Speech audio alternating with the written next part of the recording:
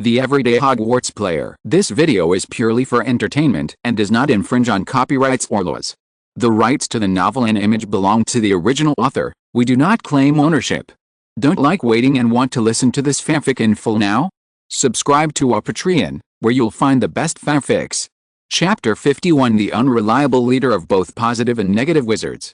Ryan slowly stood up from the bathtub, and then the water droplets on his body disappeared quietly, without any water vapor at all. Seeing Ryan finish washing and changing into pajamas, Kate also jumped to the bathroom. Ryan lay quietly on the bed, reviewing Dumbledore's plan in his mind. In Ryan's opinion, Dumbledore's behavior was too strange. In the original book, why did he accept death so easily? After traveling through time, Ryan discovered that Dumbledore's various behaviors clearly indicated that he would even create Horcruxes as a last resort. The ring in Gaunt's old house, the curse on the resurrection stone, would only take away life, but it would have no effect on the creation of Horcruxes. How could Dumbledore die if he had Horcruxes? After Ryan truly came to this world, he felt all this more clearly. Villains and dark wizards all strongly pursued power and power. White wizards are content with the status quo, do not pursue power, and even prevent others from pursuing it. If you don't occupy it, the enemy will.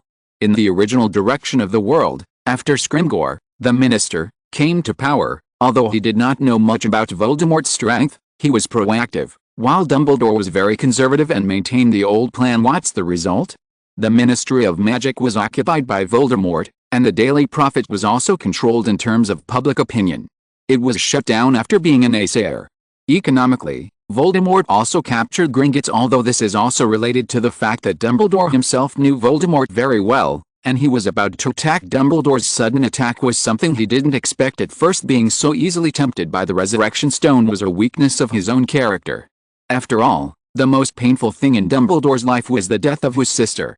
But why did Dumbledore, who was so cruel to himself, fail for this trick? It's very possible that I have long seen the ending where I can win even if I die. Dumbledore knew Voldemort's students very well. Since he didn't have long to live, he simply used his own death to make Snape receive Voldemort's attention, save the innocent Draco, and destroy the magic power of the Elder Wand. Let a potentially more severe situation become smoother again. After Dumbledore's death, Voldemort, who felt that the situation was great, was like a snake, slowly digesting the results of his victory, instead of facing a head-on confrontation and causing sacrifices. At Hogwarts, there's Snape, who is in a high position, and Voldemort himself does not actually value the so-called pure blood declaration. He just hates muggles, is afraid of death, and wants to rule the wizarding world, so he is born as a muggle. At most, the little wizards can no longer continue studying and lose their wands. However, according to the original plot direction, young wizards of muggle origin should still be in school, but they may not be accepted for the time being. After all, Colin is a muggle-born, and during the Battle of Hogwarts, he was still wearing his school uniform, so he was continuing to go to school. Snape indeed had two brushes. The muggle wizards also had to survive in a situation where Voldemort was slowly digesting the results of the victory. Deprived of his wand and lost his property, he survived after all and was not attacked by Death Eaters. If Dumbledore was still there, the situation might not develop in this direction, but would be more inclined to head-on confrontation like the First Wizarding War, which would bring more sacrifices. The most important thing is that the son of the prophecy, Harry Potter, had already developed a new connection with Voldemort's resurrection in the 4th grade. Harry unilaterally gained an extra life. Even if Voldemort woke up and asked his men to kill him, he would only kill Harry once, and one Horcrux would be destroyed by the way. What a bargain. However, according to Voldemort's character, Dumbledore knew very well that he would not do this. In addition, he left a portrait and could remotely control Snape to change the plan at any time. Harry, who has not lost his identity as a Horcrux, will also find the remaining Horcruxes and destroy them due to his relationship with Voldemort and the uncontrollable force of fate. At this time, he told Snape the identity of Harry's Horcrux, and asked Harry to die to destroy the last Horcrux, Harry himself. In fact, Voldemort's pursuit of the Deathly Hallows was unexpected by Dumbledore. He also did not expect that Voldemort would catch up with Harry again and be defeated by the Holy Wand, which led Voldemort to pursue the Elder Wand, which also led to Snape's death. Accidentally hit the street. After all, it was Snape who killed Dumbledore in the end. In the end, Dumbledore did not create a Horcrux, probably because he discovered that Voldemort, a student, had lost his mind. Except for his magical skills, his appearance and sense of reason were gone. The side effects of Horcruxes were so strong that Dumbledore later shelved his plans in this regard. Dumbledore's original plan should have been smoother. If he had not been tempted by the Resurrection Stone, he would probably have intended to compromise, similar to the original plot, but would have taken Harry to search for the Horcruxes. After the search, he would have with Harry fighting directly face to face. In times of crisis, Harry was used to block the death curse, and after destroying the last Horcrux, Voldemort was surprised and dealt with a final blow. Don't ask Nagini. In this case, Voldemort can't protect Nagini. After all, it is possible that Dumbledore will even call Grindelwald to play a couple together. So, in this way, I guess I don't have to do anything, as long as I get the Resurrection Stone, the Horcrux. Ryan thought in surprise. In the original direction of the world where Dumbledore was not cursed, Voldemort would have probably died sooner, and Harry would have been dead in 5th grade. After all, Harry was mostly right when it came to finding Horcruxes. Harry was sure more than once that a Horcrux was in Hogwarts, but Hermione denied it many times. Even the Holy Wand was destroyed and Harry was almost caught by Voldemort in Godric's Hollow. Harry was also right.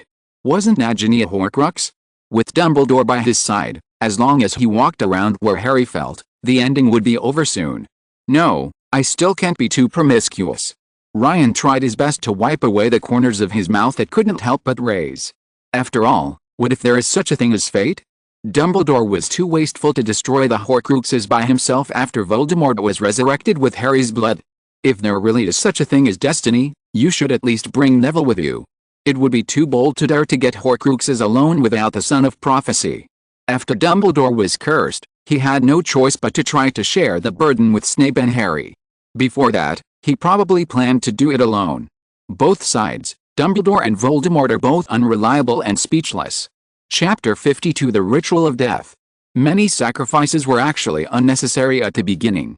Dumbledore should try to believe in the next generation, share more of his own burdens, and train them. Even if you only cultivate your character, love, friendship, and courage, it will not affect the practice of magic, and it will even have a bonus.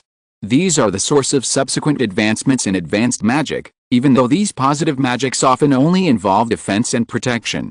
Just like Lily Evans can sacrifice her life and use the spell containing maternal love to rebound Voldemort to death, but cannot defeat him head-on. If every young wizard wears such a shield, why should he be afraid of Voldemort? How can dark wizards survive? That's wrong. His thinking skills were running rapidly for no reason, and Ryan's subconscious and wizard's intuition suddenly discovered something. No. It should be more about what I gained. Killing among the Peverils is taboo. That shouldn't be the case. James Potter is also the descendant of Ignitus. By the way, this is why Voldemort, who has always been proficient in making Horcruxes, has an unstable soul. He made Harry Potter, an unprecedented living Horcrux, and has never discovered it. I have killed his blood relatives. James Potter. Although Dumbledore suspected that Voldemort had made too many Horcruxes, this was also because he did not understand Peveril. The three brothers were called Antiochus, Cadmus, and Ignitus. Hut unconsciously in his sleep after discovering the empty tomb of Ignitus Peveril in Godric's Hollow, and he only discovered it now. As a descendant of Cadmus Peveril, the owner of the Resurrection Stone, and the descendant of Slytherin Gund, Voldemort killed the descendant of Ignitus Peveril, the owner of the Invisibility Cloak, and also its James Potter. Taboo. The curse of death fell on Voldemort. This is why the children of prophecy will be Harry, Neville, and the original Ryan Smith. In the process of being marked by Voldemort, he will definitely kill his blood relatives, violate taboos, and ultimately be defeated. Voldemort's previous act of killing Riddle, whose paternal Muggle bloodline made him magically pure and powerful, and because his soul was still intact, out of some intuition and the mentality of finding a wizard to take the blame, was inexplicable. Leaving behind Morphin Gaunt's life. If he had already made a lot of Horcruxes at that time, and didn't realize the strange intuition in his blood, and killed Morphin directly, then he might have been killed inexplicably before Harry was born. Then there is only one final question left. Does destroying Voldemort's Horcrux count as killing a blood relative? Ryan asked himself in his mind. Although judging from Harry's ending, it probably doesn't count. This is why Harry only used the disarming spell. Voldemort was killed by the rebound, not counting Harry's killing, so Harry spent the rest of his life peacefully. Although Ryan himself can be considered a child of prophecy, does it matter after time travel? Intuition says yes, but what if he goes to destroy the Horcrux and accidentally ends up on the street like Dumbledore for various inexplicable reasons? Let's let Harry and Neville do it, although intuitively killing the cursed Voldemort and destroying the Horcruxes are not considered blood killings among Peverells. But what if his life is very precious, unless he reaches the realm of God on the future? Ryan does not plan to get the Horcrux by himself in the short term. Moreover, the British wizarding circle is so small, and they are all related by marriage.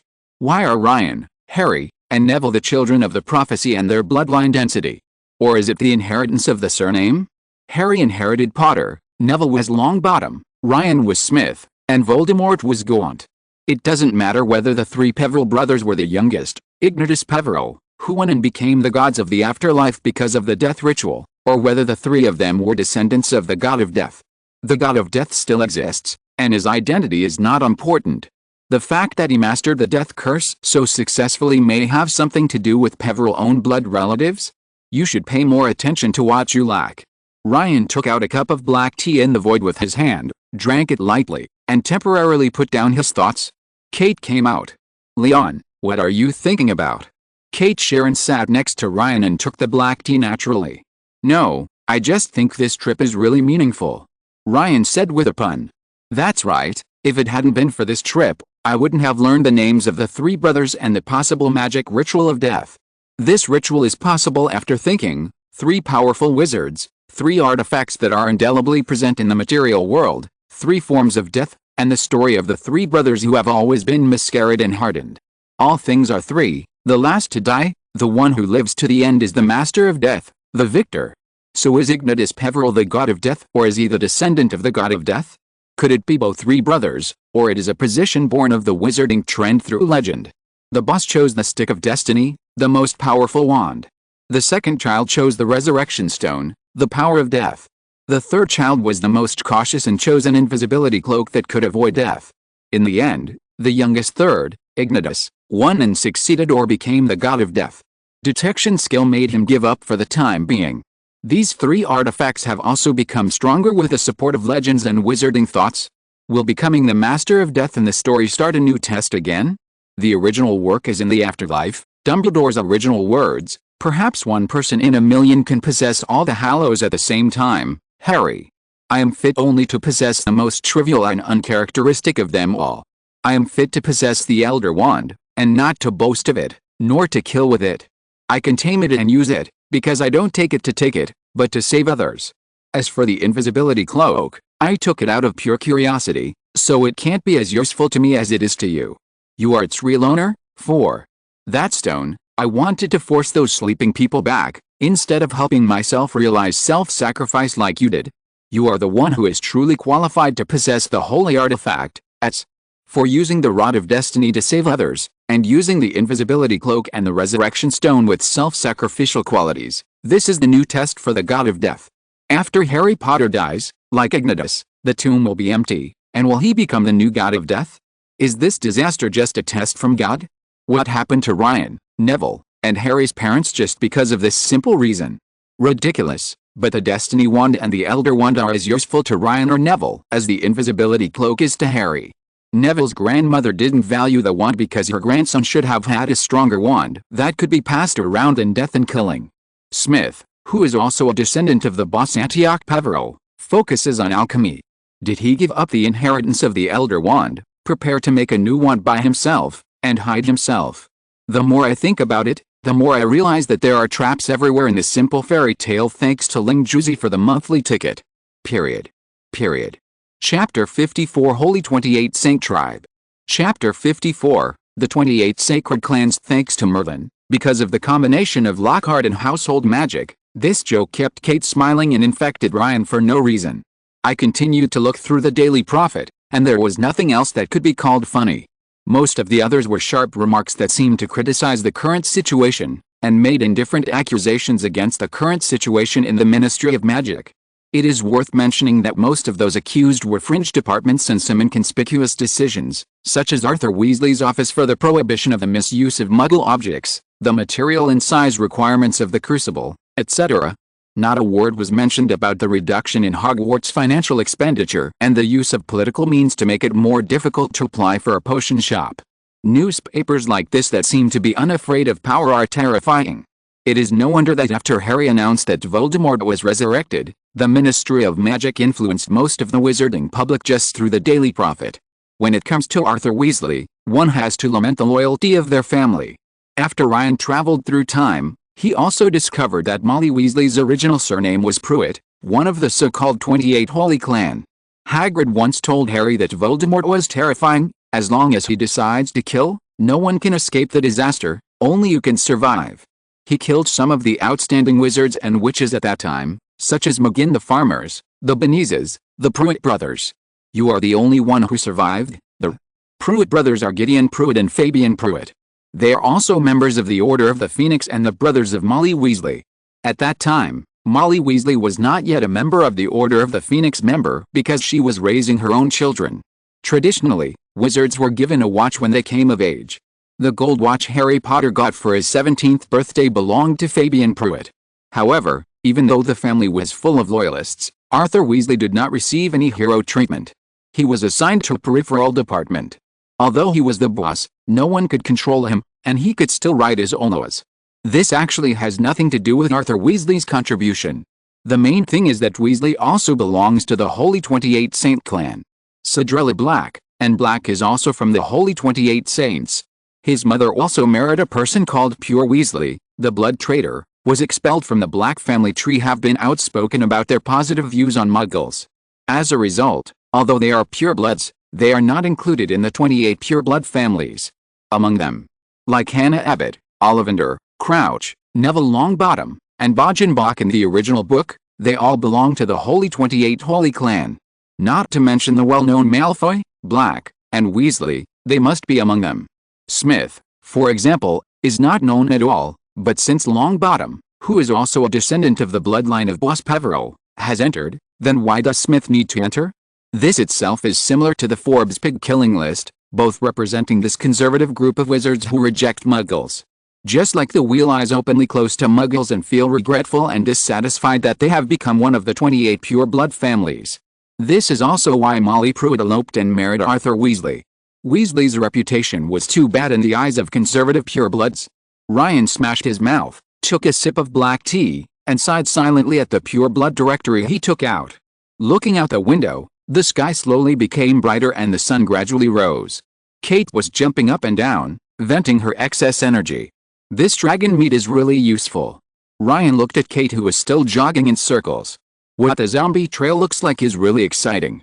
Throwing the outdated book Pureblood directory into his pocket, Ryan stretched his body in a pretentious manner. A low and soothing dragon roar came from the dragon's throat, giving people a solemn and epic feeling.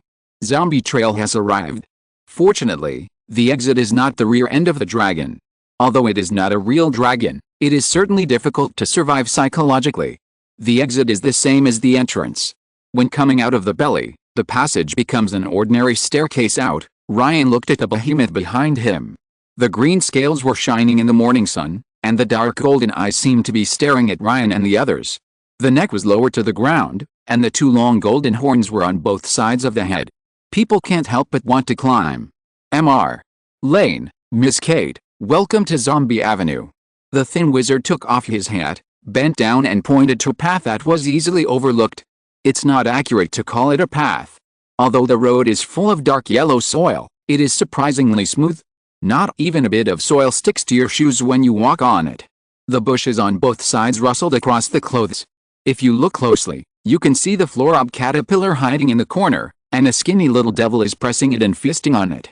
Not far away, a small wooden house came into view, which looked particularly deep in the forest that was not yet fully lit. Flat cemetery, winding and winding along the looking into the distance of the woods. One cannot see the edge. Is this the zombie trail? Trail? I'm afraid it's not a tower defense game. You're in a hut at night, resisting the invasion of zombies?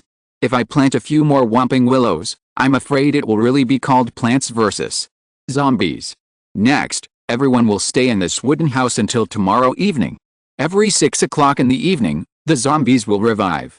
The wooden house is a safe zone. Unlike the previous journey, you can use magic as you like. The wizard introduced, then Sharon walked back. Why not disapparate? Kate looked at the thin wizard who accidentally fell down in the distance. Maybe the certificate hasn't been issued yet. Ryan sighed as he looked at the long cemetery on the right. One more thing, using magic at will means that Ryan can finally unleash it to its fullest. However, although ordinary magic traces can be repaired as soon as they are restored to the original state, if it is a poison curse, or even a curse, it is estimated that these zombies will have to be replaced by a new batch. Pray in advance for a scary trip. I can only hope that I won't be too reckless tonight. Ryan held Kate's hand and slowly opened the door thanks to Feng, classmate, for the monthly ticket of Classmate 10 Years of Bookworm Life. If you're listening to this novel on a channel other than Fanfic World, it means they downloaded and uploaded it without effort. We cordially invite you to visit our channel, Mundo Fanfic Novelis. There you'll find the original version of this story and you can explore many other novels of various genres. We're waiting for you to immerse yourself in a world of incredible novels. Chapter 55 The Moorfish. It was still early, and the breeze blew across the lake, causing waves. Under the clear lake surface, you can still see the silver lemurfish.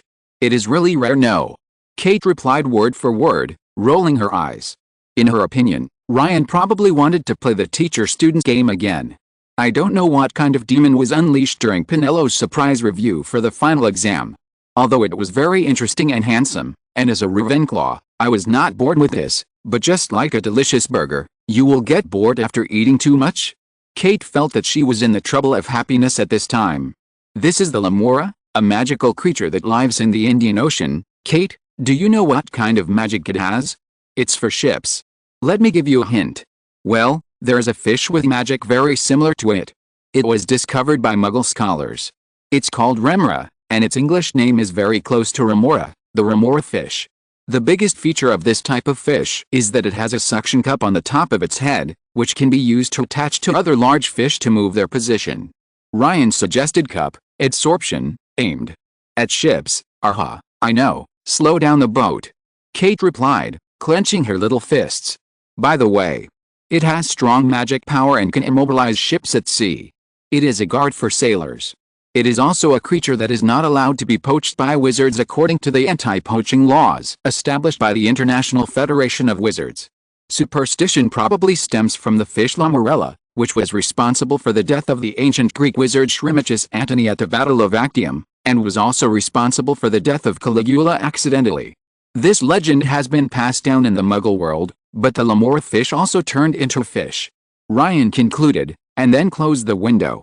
Ryan noticed that Kate's little face had been blown a little by the cold wind redness. But I didn't see the sucker you mentioned, Ryan.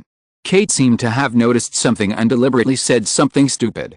The ones with suckers are fish, discovered by Muggle scholars. But there are lemur fish here. Is this lake connected to the Indian Ocean, or was it brought here by the wizard from the horrible journey? Ryan touched his chin and speculated here. Kate reminded. No, a strong confusion spell has been cast here, and the horror tour did not say that this is America. Zombies are a specialty of America, but this doesn't mean it has to be America. Kate answered, but with your skill, Ryan, it should be very easy. Where is this place? No, this is a secret. You can guess, which guess I said is correct. Ryan concluded in a wicked way, you little brat. Kate almost said these words out loud and this question will surely keep her struggling until lunch. Who told me that I was worried about Ignatius just now? Ryan thought, it was not because the zombies were from Africa that they had made a fool of themselves. But, Quirrell, just wait for me. Ryan, please tell me where this is. Which guess is correct? Have you been setting a trap since you told me about the lemur fish? So under Kate's mask of pain, time quickly came to around 11 o'clock. A burst of brisk music came from the second floor, like the sound of raindrops on the grass and leaves, and a spicy and alluring fragrance also floated from upstairs. It's time. Ryan reminded Kate, who was still holding her lunch arms and torturing herself with a tablet. Aha, I can tell by the food. Kate let go of Ryan like an electric shock and rushed to the second floor. Wow, is this even possible? But yes, in Romania, Ryan and the others enjoyed local Romanian specialties. Really looking forward to it? Can Kate find out? Ryan stepped on the sizzling ladder to the second floor with a smile. What you come into view is the bright yellow carpet, followed by the dining table next to the balcony, which is filled with chickpeas, steak, potatoes, fried chicken and pasta. Kate, on the other hand, sat beside her in despair, the sun shining on her beautiful nose, and her whole body seemed to be dyed yellow. The designer of this hut is not from Hufflepuff, right? Ryan joked. But Kate remained unmoved and viciously tore off a large piece of meat from the chicken leg. Seeing that even Hufflepuff couldn't attract Kate's attention, one must know that if it was normal, she would have complained about Hufflepuff's bad taste. Well, Kate, India was once ruled by the British, so these English lunches, too, it also means this is India. Haha, Ryan, you have been fooled. Kate jumped up suddenly. And the carpet in the wooden house is still bright yellow. It must be the bad aesthetic of Hufflepuff. Time soon came to night, all the lights in the house suddenly went out, and the roars of zombies began to come from the right side of the wooden house. Ryan, is there no dinner here? Kate's voice suddenly came to mind in the dark corner. As soon as he finished speaking, there was heavy metal and enthusiastic tunes, which overwhelmed the roar of the zombies. The surface of the lake shone brightly. It was Lamora fish platform emerged from the bottom of the water. Water was dripping around it, but the center was dry. Immediately afterwards, the Lamora fish gathered at the place from the stone platform to the wooden house, and a silver, underwater bridge was built. Ryan pulled Kate and walked on the water towards the stone platform. It's really like a dream. If you are an ordinary wizard, you can walk on the water. It will probably be the talk of the town for a long time. Stone platform, 2 chairs and a stone table rose up in the middle, filled with Indian long rice and various kinds of paste, that is, curry, curry chicken, curry egg, curry chickpeas, all curry, and masala fritters with fried noodles. Served with raw green peppers and onions. But fortunately there were tableware, otherwise all the dreamlike scenes would have been in vain. The Lamora fish had dispersed and dived to the bottom of the lake. The roar of the zombies just now was only heard from a distance. The zombies in the nearby graves were still lying well.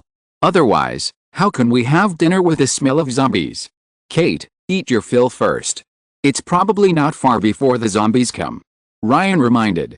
Thanks to Chase future classmate for the reward. Chapter 56. A date with a zombie. The water surface, the lake, the bright moon, and the cold light from the stone table make this scene really fascinating. But the increasingly clear roars and the rustling of zombies crawling out of the grave are creepy, and the cold-toned lighting also adds an uncomfortable color to the atmosphere. The strong curry flavor and the fiery feeling that entered the body barely dispelled the discomfort. At this time, almost an hour had passed since the meal. The magic on the plate kept the curry still hot. Surprisingly, as more and more zombies woke up, the unpleasant smell disappeared. Pass it over. We won't just sit on this stone table at night, even though there is food. You can also eat while watching zombies, but it's too boring. My wand is almost rusty. Kate was restless. Let's go, follow me first. Ryan took Kate's hand and stepped onto the seemingly calm lake. Lamora fish in this lake. Under the influence of the magic power of so many fish, even if these fish do not form a bridge like just now, they can still be on the flat ground without applying any extra magic. Ryan explained. These are also introduced in the manual and the dragon's belly. Is there a manual? I didn't read it.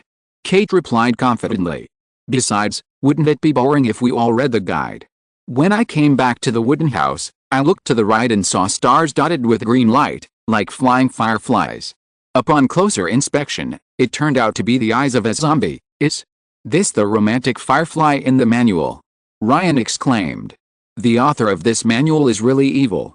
It may be that the aesthetics of Indian wizards are different from normal people. There were more and more green spots floating in the air, and a smell like smelly socks that had been left out for a long time in the summer came from the air and became stronger and stronger.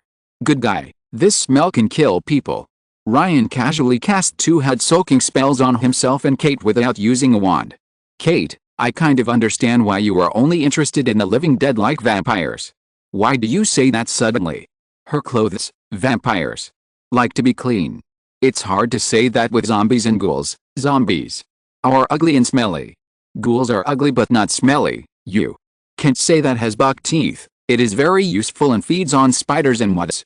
The only drawback is that it is noisy and always makes noise. This also led to many wizarding families raising him, usually in the attic or barn of the wizard's home, with him, mosquitoes, rats and some common pests in wizards' homes, such as foxes and goblins, will not come close to the house, so Lockhart's new book is not as useful as raising a ghoul. However, some wealthy wizard families don't keep house elves because they have house elves and the ghouls are ugly. Kate emphasized and tried waving the wand. Judging from the trajectory, it was probably a sticky foot spell. Shoes stick to the ground, a poisonous spell. The rich wizard Ryan touched his nose. It turns out that this is a low-end version of a house elf, raised by ordinary wizarding families. It's no wonder that I don't know much about it. The Smith family has never been poor chemicals. They can use our products to deal with pests, and they no longer need them after they have house elves. It's no wonder that the Wheel Eyes raise ghouls in the burrow, and why goblins only appear in the gardens. Yay! A hand that had been dry and bleeding with pus suddenly emerging from the nearest tombstone chanted this spell loudly, and the white beam suddenly hit the unlucky zombie. I saw green slime emerging from his feet, and his feet were firmly stuck to the ground. Click, maybe he sensed the aura of the creature. He kept waving his hands, and tried his best to move forward, but his legs broke off by himself, and he walked directly on the broken feet. It's so disgusting. Although it's just a zombie, it looks so uncomfortable. It feels like my foot is broken. Ryan said in disgust. Okay, it's game time. Ryan used magic power to condense a red light blade on the White Knight. This is a special use of Shen Feng Wuing. After all, although Shen Feng Wuing has a counter curse, it cannot just be called a curse. Or it's a poison spell, it's pure black magic, a curse. If it is really used, there may not be a single zombie that can be repaired after tonight. Apparition physics. Ryan relied on his body, and at a speed that could not be observed by the naked eye, he neatly and elegantly divided the zombies into 5 equal parts around the zombies that emerged one after another. Kate on the side, from time to time, used spells such as Shatter to Bones, Rapid Confinement, etc., hitting zombies one after another that Ryan had left specially for Kate. On the right side of the wooden house, the seemingly endless tide of corpses just now moved from far to near at a speed visible to the naked eye, and slowly disappeared. It's so comfortable, this feeling is so high. Ryan was so excited to kill that he even extended the lightsaber to dozens of meters, holding the White Knight diagonally, and a 100-meter-long slice suddenly appeared, with zombies, tombstones, everything split into 2. It's really boring. Ryan soon came to the end, about 2 kilometers away. Can such a long cemetery be considered a zombie trail? Ryan touched the non-existent sweat drops and looked at the almost completely killed zombies behind him. Leave the rest to Kate. After the words fell, Ryan disappeared from the place. The next moment, Ryan appeared behind Kate. Ryan, you're back. Are you tired? Kate turned her body sideways and asked in concern. As for the rest, the wooden house was originally a safe area and zombies could not get close.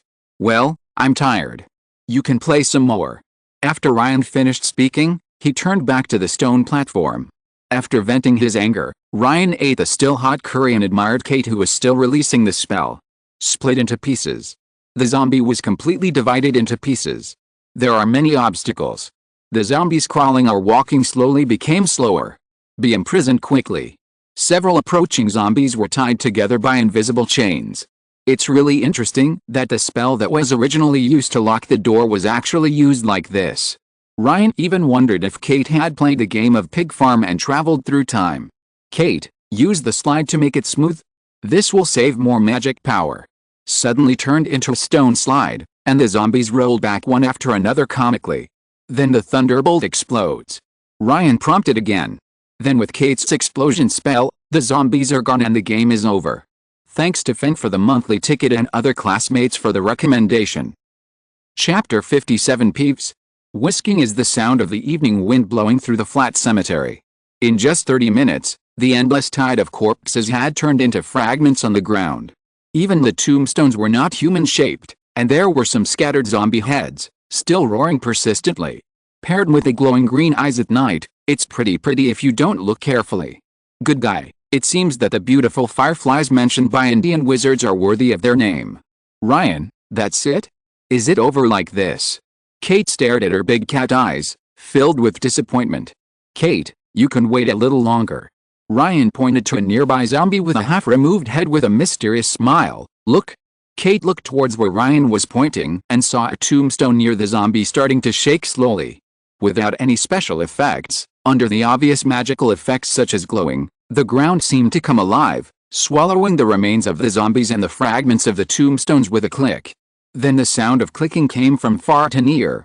Ryan had already noticed that the biggest cost of the zombie trail was not the zombies or the lemur fish, but the land. The materials for zombies are the corpses of poor people, and these are what India is most in need of. The mora fish is also a local specialty and costs nothing at all in this land. At least hundreds of wizards gathered to cast complicated and solidified spells that there is no need to inject it. Very few wizards can deal with so many corpses. Magic power is similar to physical strength for wizards. No matter how powerful a single spell is, it is fanciful to deal with so many individuals at the same time. Unless it is a group attack spell such as Liho or Thunderbolt Explosion. In this way, the loss of corpses and tombstones is greatly reduced, and the magic contained in the land consumed is negligible. To visit and live here are all wizards. The extra magic power that the wizards usually exude is the best maintenance for this land. This also saves one thing: the subsequent maintenance and the gold galleons of asking advanced wizards to inject magic power.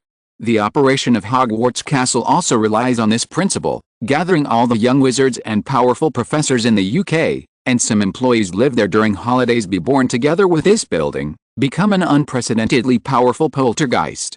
The powerful magical magnetic field and the students' dissatisfaction with learning and being disciplined gave birth to this unprecedented life form, which cannot be destroyed or bound, and symbolizes freedom. But because of the reason of his birth, the freest poltergeist is also bound by Hogwarts. Peeves is very powerful, and this power is not reflected in strength. After all, even Lupin's Wadi-Wasi can drive him away. His power is reflected in the fact that he cannot be restrained and cannot be destroyed.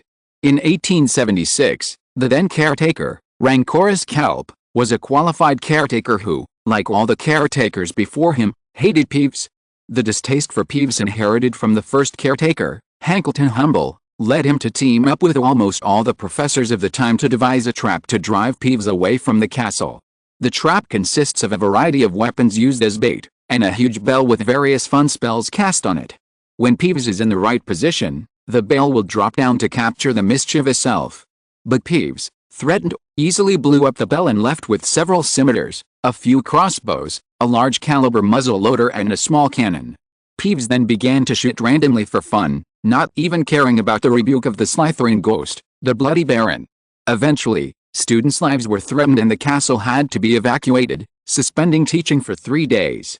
This was something that really shocked the wizarding community at that time. You must know that Peeves was almost born with the entire building of Hogwarts. The biggest source of his composition came from the first batch of Hogwarts student, and Bloody Barrow was the most feared teacher among students at that time, just like Snape now didn't listen to the words of the last reign, Bloody Baylor. In addition, Peeves had guns and cannons, and his magic was truly reflected. He had almost unlimited ammunition and was difficult to transform. The weapon cannot be taken away. This expulsion can be said to have released the most perfect war machine, and its birth may have been guided by the 4 giants of Hogwarts, and finally for this begins to change the dragon in Hogwarts motto, Sleeping Dragon may even refer to him. 3 days later, the then principal Professor Uprashamur knew that there was nothing he could do to save the situation. In order to avoid Peeves, he even took out a cannon and had no choice but to sign an agreement with Peeves. With permissions such as being able to swim in the boys' bathroom on the first floor once a week, giving priority to the moldy bread in the kitchen for throwing away, and getting a new hat specially customized for him by Ms. Bonneville, Pies Piggy gave up his weapon and returned to normal. This was the most disastrous and final attempt to get rid of Peeves. The incident also forced Mr. Kelp to retire early due to health reasons. It's really interesting. Could this zombie trail be used to collect the fearful emotions of wizards and finally have their own poltergeists? Ryan thought. The wizard skills here are obviously not as good as those of the Big Four. But yes, poo-poos are so useful. If Voldemort himself was not a student of Hogwarts, or even a descendant of Slytherin, the original owner of the castle, otherwise the finale would probably be Peeves killing Voldemort in anger. After all, although the poltergeist is not strong, Peeves has been at Hogwarts for thousands of years and has become a terrifying monster that continues to grow. Although this is almost impossible, There are too many students at Hogwarts, and the Death Eaters also attended Hogwarts. When they were in school, they probably also contributed to the continuation of Peeves' strength, their dissatisfaction with study pressure and being controlled. Under such circumstances, it would be difficult for Peeves to change into war mode, unless some blind Death Eater used the death curse to attack Peeves. Peeves can also be regarded as the first-generation species, but it is a pity that he did not become a species like his kind, the phoenix born from a pair of immortals and positive emotions. It is a pity. Nowadays, few wizards can realize the power of Peeves. After all, a few simple prank spells can drive him away, and he is even afraid of a dead ghost. Even Ryan, when he was in Hogwarts as a phoenix, used his detective skills to detect the magic hidden under the seemingly simple Peeves. The main component of Peeves, the wizard's emotions, or rather the wizard himself, is also terrifying. Every wizard is like a god, a natural reality warper, but if there are too many gods, they hold each other back, and they become wizards who can only use magic. The subsequent Roughstones, Muggle-born wizards, are no longer as powerful as the first wizard. Purebloods are constantly being weakened, slowly degenerating into toolmen who use magic spells, and even Squib's appear of retrieving instincts inevitably fails. After the dangerous magical transformation fails, magical creatures are born. Chapter 58 Creation of the Spell. At this moment, the noisy zombie trail with dancing fireflies briefly returned to calm. Ryan, how long will it take for a new batch of zombies? Kate pulled Ryan's left hand and asked curiously, interrupting Ryan's second thought about wizards. About an hour. Ryan casually sensed the magic contained in the land opposite. Ah, it will take so long. Kate waved her wand boredly. You don't have to do that. You just need to inject magic power to speed up the recovery of zombies. Ryan reminded. The land itself contains all the magic from the years since its opening to the present. The main reason why the recovery is so slow is that almost all zombies are now physically destroyed.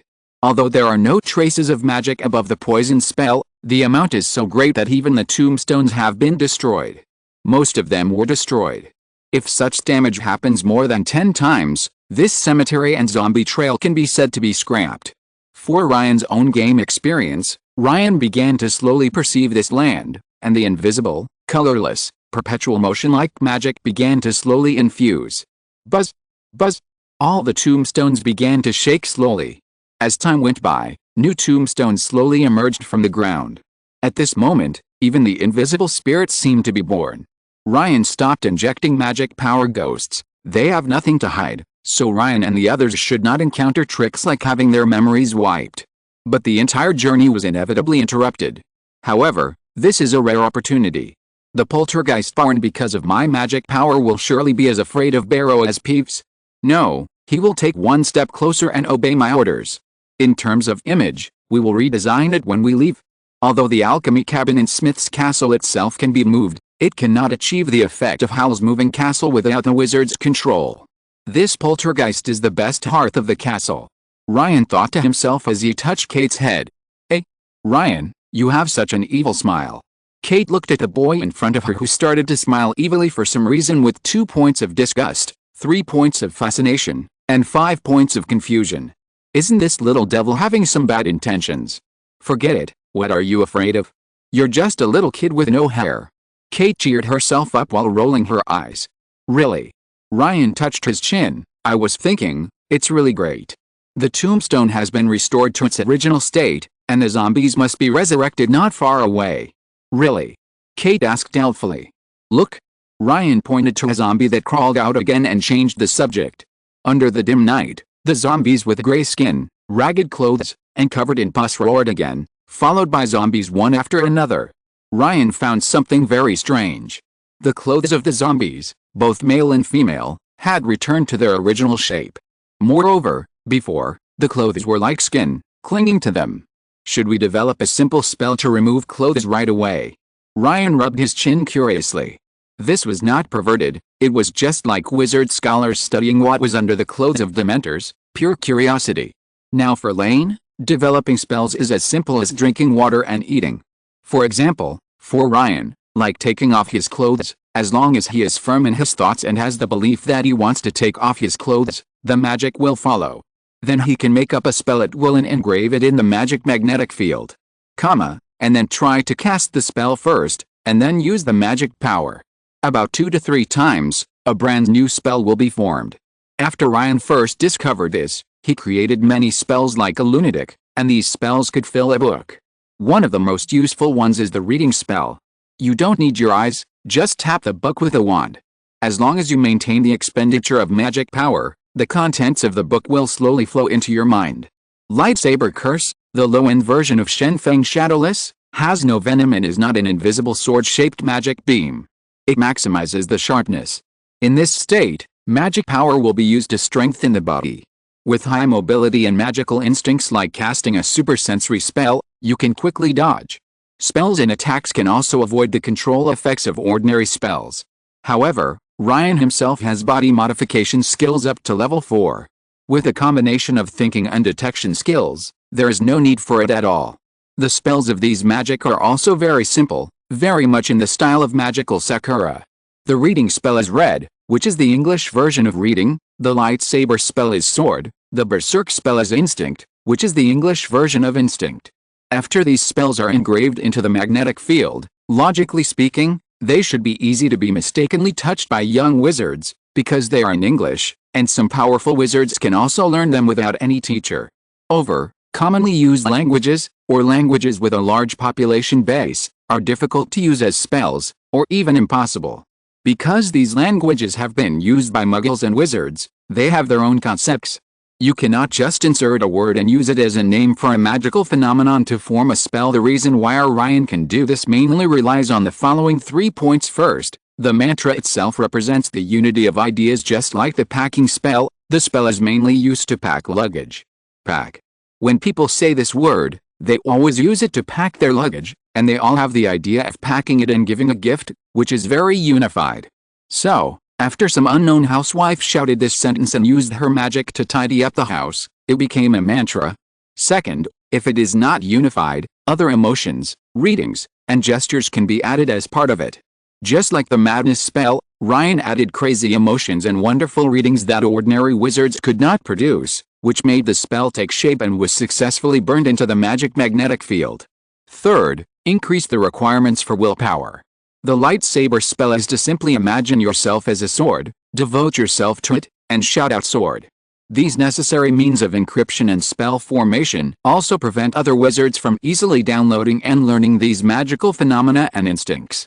Otherwise, if any wizard could form a spell just by saying fly, that would be bad. You must first be able to create the corresponding magical phenomenon before you can further consider naming it, and you cannot use common words, and you must combine it with the emotion when the magical phenomenon was born. This is why most of the spells in the UK are variations of Latin or Greek root structures, rather than directly in English.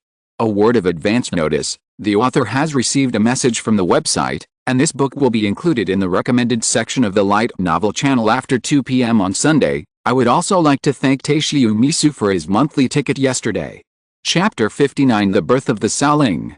Just when Ryan was thinking about whether to create a spell, a crisp spell brought Ryan back to reality. Split into pieces. Kate waved her wand and chanted a spell loudly. Forget it.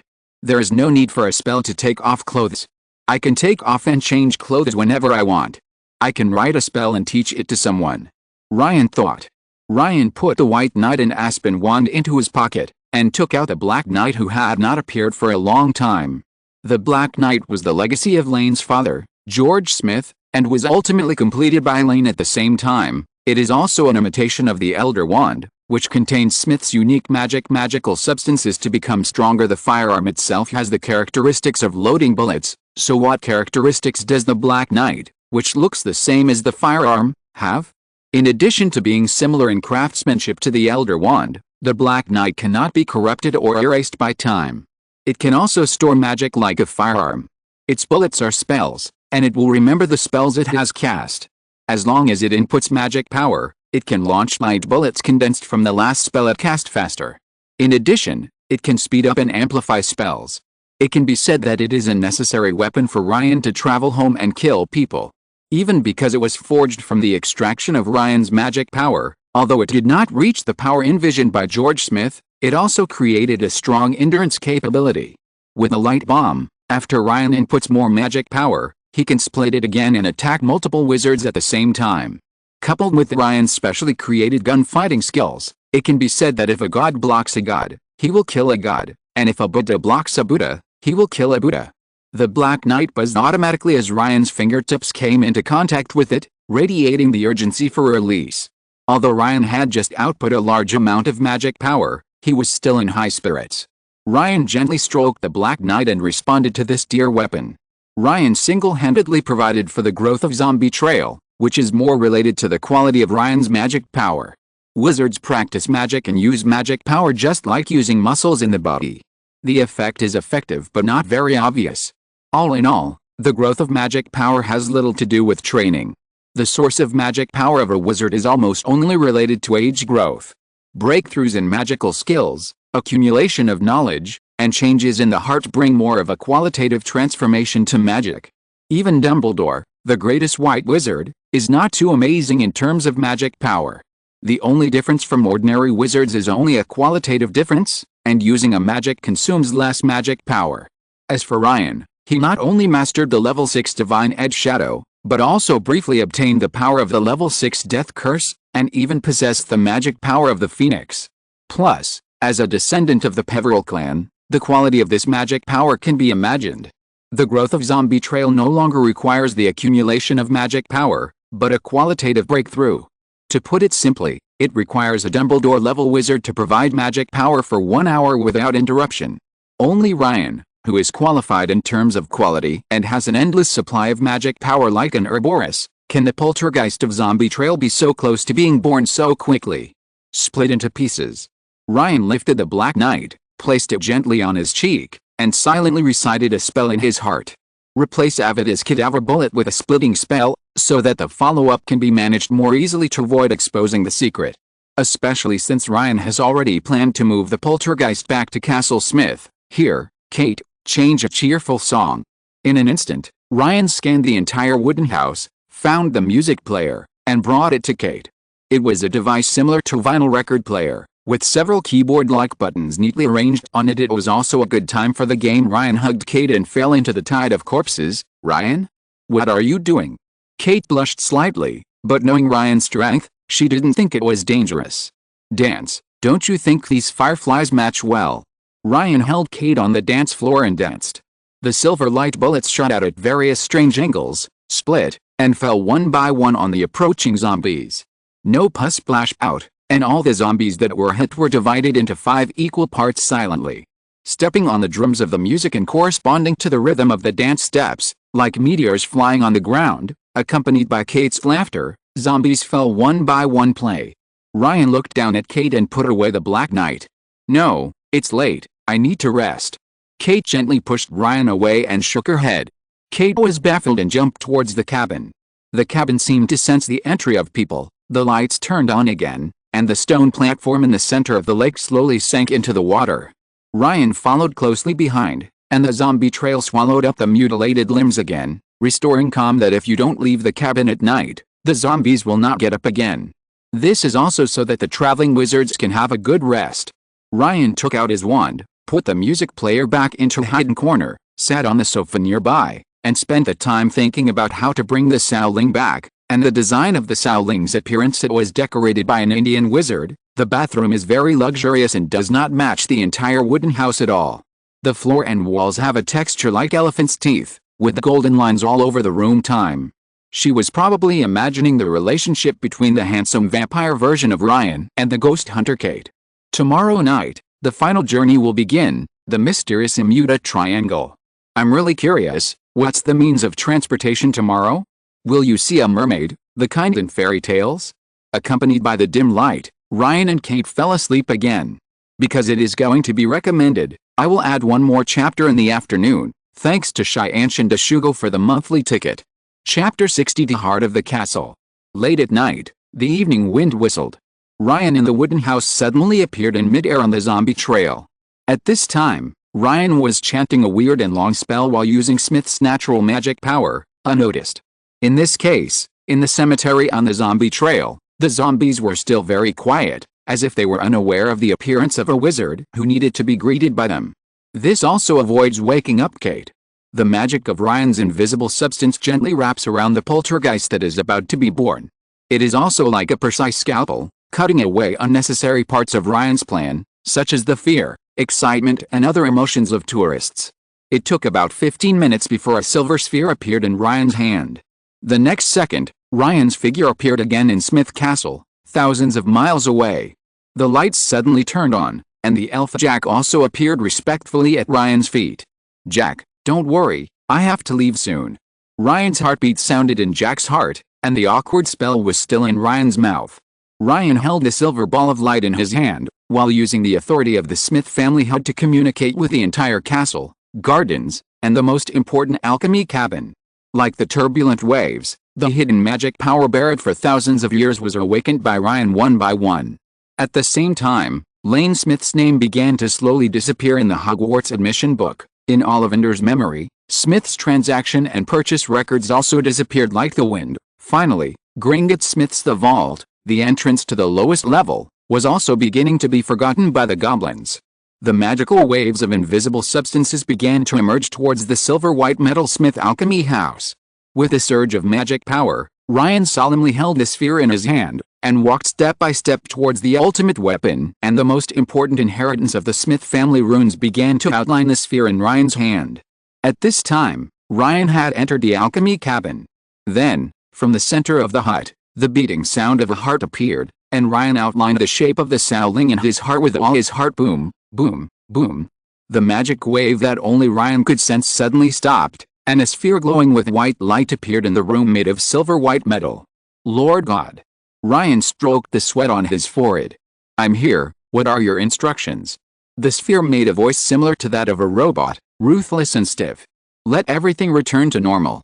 Ryan left his last instructions and disappeared.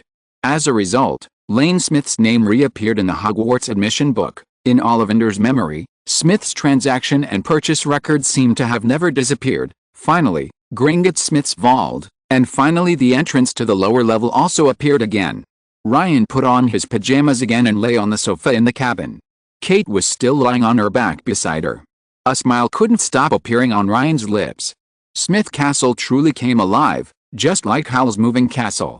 From the garden to the canyon specially used for receiving letters, everything can be moved with a movement of the castle.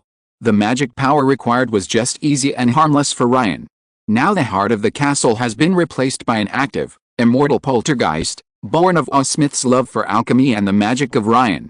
Ryan's mind can now connect to the castle at any time and observe everything moving in this castle. In this powerful position, no wizard can defeat Ryan now. Even the magic power of apparition can make the castle pay for it. But it is of no use to Ryan. As for the broken limbs of this poltergeist, its remaining parts were left on the zombie trail by Ryan. Ryan's first feeling. Then there was the burning sensation of the sun on his face, and the sound of soft breathing. He opened his eyes and saw Kate, who had finished washing and playfully poked Ryan's cheek with a strand of her hair. "Haha, bad breath attack." Ryan spat at Kate like a prank. "HMPH, there's no taste at all." Kate seemed to have expected it and didn't dodge. "Oops, I forgot that I have no breath at all." Ryan rubbed his hair helplessly and floated in the air. His clothes automatically changed into regular clothes like running water, and his shoes and socks automatically flew out and were put on Ryan's feet. Kate looked like she was used to it, and took out the daily profit sent by the owl to kill the time. Being strong is also a bit bad. The body's metabolic waste and bad breath will not appear in Ryan's body now. After the second person in the room woke up, the wooden house seemed to sense something. Romantic and fast-paced music began to play, and the sound of water flowing outside the window came again. "It should be breakfast, right?" Kate guessed. "It's on the water again." Ryan didn't take it seriously. This kind of dining experience is relatively rare for ordinary wizards, but for Ryan, it is only as good as having hands. Although Ryan didn't take it seriously, the lawnmower fish in the early morning showed magnificent colors under the sunlight, and the water surface seemed to be filled with sparkling gems this time, but swam freely on the lake. A huge parasol appeared in the center of the stone platform, the chairs turned into lounge chairs, and the table was filled with a sumptuous breakfast. Today's breakfast is red curry chicken, a large pot of pumpkin juice, and a stack of pancakes. The curry on the plate, the cakes and the pumpkin juice in the pot were refilled as soon as they were finished. It wasn't until Kate said she couldn't eat any more than the curry and cakes slowly disappeared, leaving only the pumpkin juice that had always been cold. Bored after the meal, Ryan found 2 wooden chairs from the wooden house. Kate pulled out her wand, and Ryan and Kate maneuvered the 2 broken wooden chairs to fly on the water, hitting each other, each chair trying to knock the other out of the air. Under Ryan's control, Ryan's chair is like a clever matador, always narrowly avoiding the impact of Kate's chair time, and one leg of Kate's chair was half folded and about to fall. No more playing. No more playing. Kate's chair suddenly lost control and was thrown into the open space in front of the wooden house. You can't beat Ryan when you play with me. I'm almost exhausted and you haven't even broken a sweat. Kate wiped the sweat and puffed up her red face. Pay attention to the direction. I just used it at a level similar to yours. Logically speaking, you should be able to hit me. Ryan crossed his arms without any movement. Kate's chair returned to its original position, and the chairs that Ryan had just controlled flew back into the cabin. After Ryan and Kate travel, there will be a few chapters that serve as transition fast-forwards. This way you can quickly get into the main story, which is the first Harry Potter book, where Ryan officially goes to school. It is easier to write this way, and I guess I can write faster later, and the author won't force the plot to follow later. Alice, my hand speed is still too slow. Period. If you're listening to this novel on a channel other than Fanfic World, it means they downloaded and uploaded it without effort. We cordially invite you to visit our channel, Mundo Fanfic Novelis. There you'll find the original version of this story, and you can explore many other novels of various genres. We're waiting for you to immerse yourself in a world of incredible novels. Chapter 62 Evil Hawklip. Under the sun, Ryan looked at Kate, who was still sulking, with a speechless face. Does it mean that we should let girls play games? Ryan yawned boredly. There's still almost an afternoon left. If it keeps like this, there will be no fun. Forks. Ryan pretended to be surprised. Kate looked sideways at him, and then quickly turned back as if nothing had happened. Dang. What do you think this is? Ryan pulled out a strange creature from the air on the right side like a prank. It was a dark brown, similar to an elf without wings, about 7 inches in size. I saw this little thing struggling violently in Ryan's hand, but it seemed to be gently restrained by invisible spider webs, making a strange sound. Kate couldn't help but be attracted by this funny-looking creature and couldn't help but get closer and observe. This should be a little devil. It usually lives in moist and soft environments, such as near riverbanks. Kate guessed dubiously. However, this kind of magical creature should only be found in the UK and Ireland. I have seen it at my relative's house, but it is darker in color, pure black. Kate said as she took out her wand and moved an innocent flying insect towards this little thing. Well, yes, it's a little devil. It should have been brought over by the British when they conquered India. Kate confirmed when she saw this little thing decisively picking up flying insects and feasting on them. That's right, the little devil's food is insects. Ryan showed an imperceptible smile. Ravenclaw was easy to deal with and moved the world to the professional field. The harmless little temper he had before was indeed unimportant. Ryan moved the little devil to the shore with a casual finger and began to ask further questions. So, what's the little devil's favorite food? Tip 1. It is an X-level dangerous magical creature. Hint 2. Ryan was about to continue when he was interrupted by Kate. You still need a reminder? The most common ones with level flower caterpillars are the little devil's favorite food. Kate returned confidently, forgetting all her previous unhappiness. What are the characteristics of Hawklap? What creature's favorite food is it? What is its most famous illusion? Ryan suddenly asked a long series of questions. Look, I can't cure you. Ryan thought to himself, completely forget that this was to stop Kate from being angry. It has strong and powerful tentacles, which it stretches underground as rhizomes to find its favorite earthworms for food.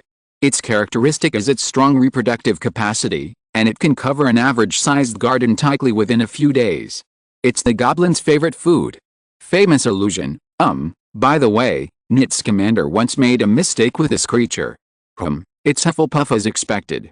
He said in Fantastic Beasts and Where to Find Them that Hawklap has no other use except for making food for goblins, but in fact Hawklap juice can be used to make healing potions. Herbicides and potions are all taught in potions class. Kate shook her finger and answered confidently. Kate, what you said in the illusion is not wrong. But it's not the most famous illusion in the British wizarding world. Ryan smiled teasingly and rubbed Kate's head mockingly. How is that possible? Kate's eyes were filled with question marks. Kate, is this related to your idol Dumbledore? Kate, do you know what Huaclap looks like? Ryan asked evilly. Like a fleshy pink mushroom covered in black bristles. Is it weird? Kate was puzzled. It seemed that she was still too young. Albus Dumbledore's Aunt Honoria once decided to break off her engagement because she found her fiancé playing with a few Horcruxes. Horcrux is a pink, prickly, mushroom-like animal. It's hard to understand why anyone would want to tease them. Grindelwald having a hot relationship. Ryan prompted. Ryan. You bastard. Kate's little face suddenly turned as red as a tomato. As if she understood something, she ran back to the cabin. I win again, but did I do it in the first place to make Kate forget that I made her unhappy? Damn it. It's up again. Ryan hammered his calf in frustration.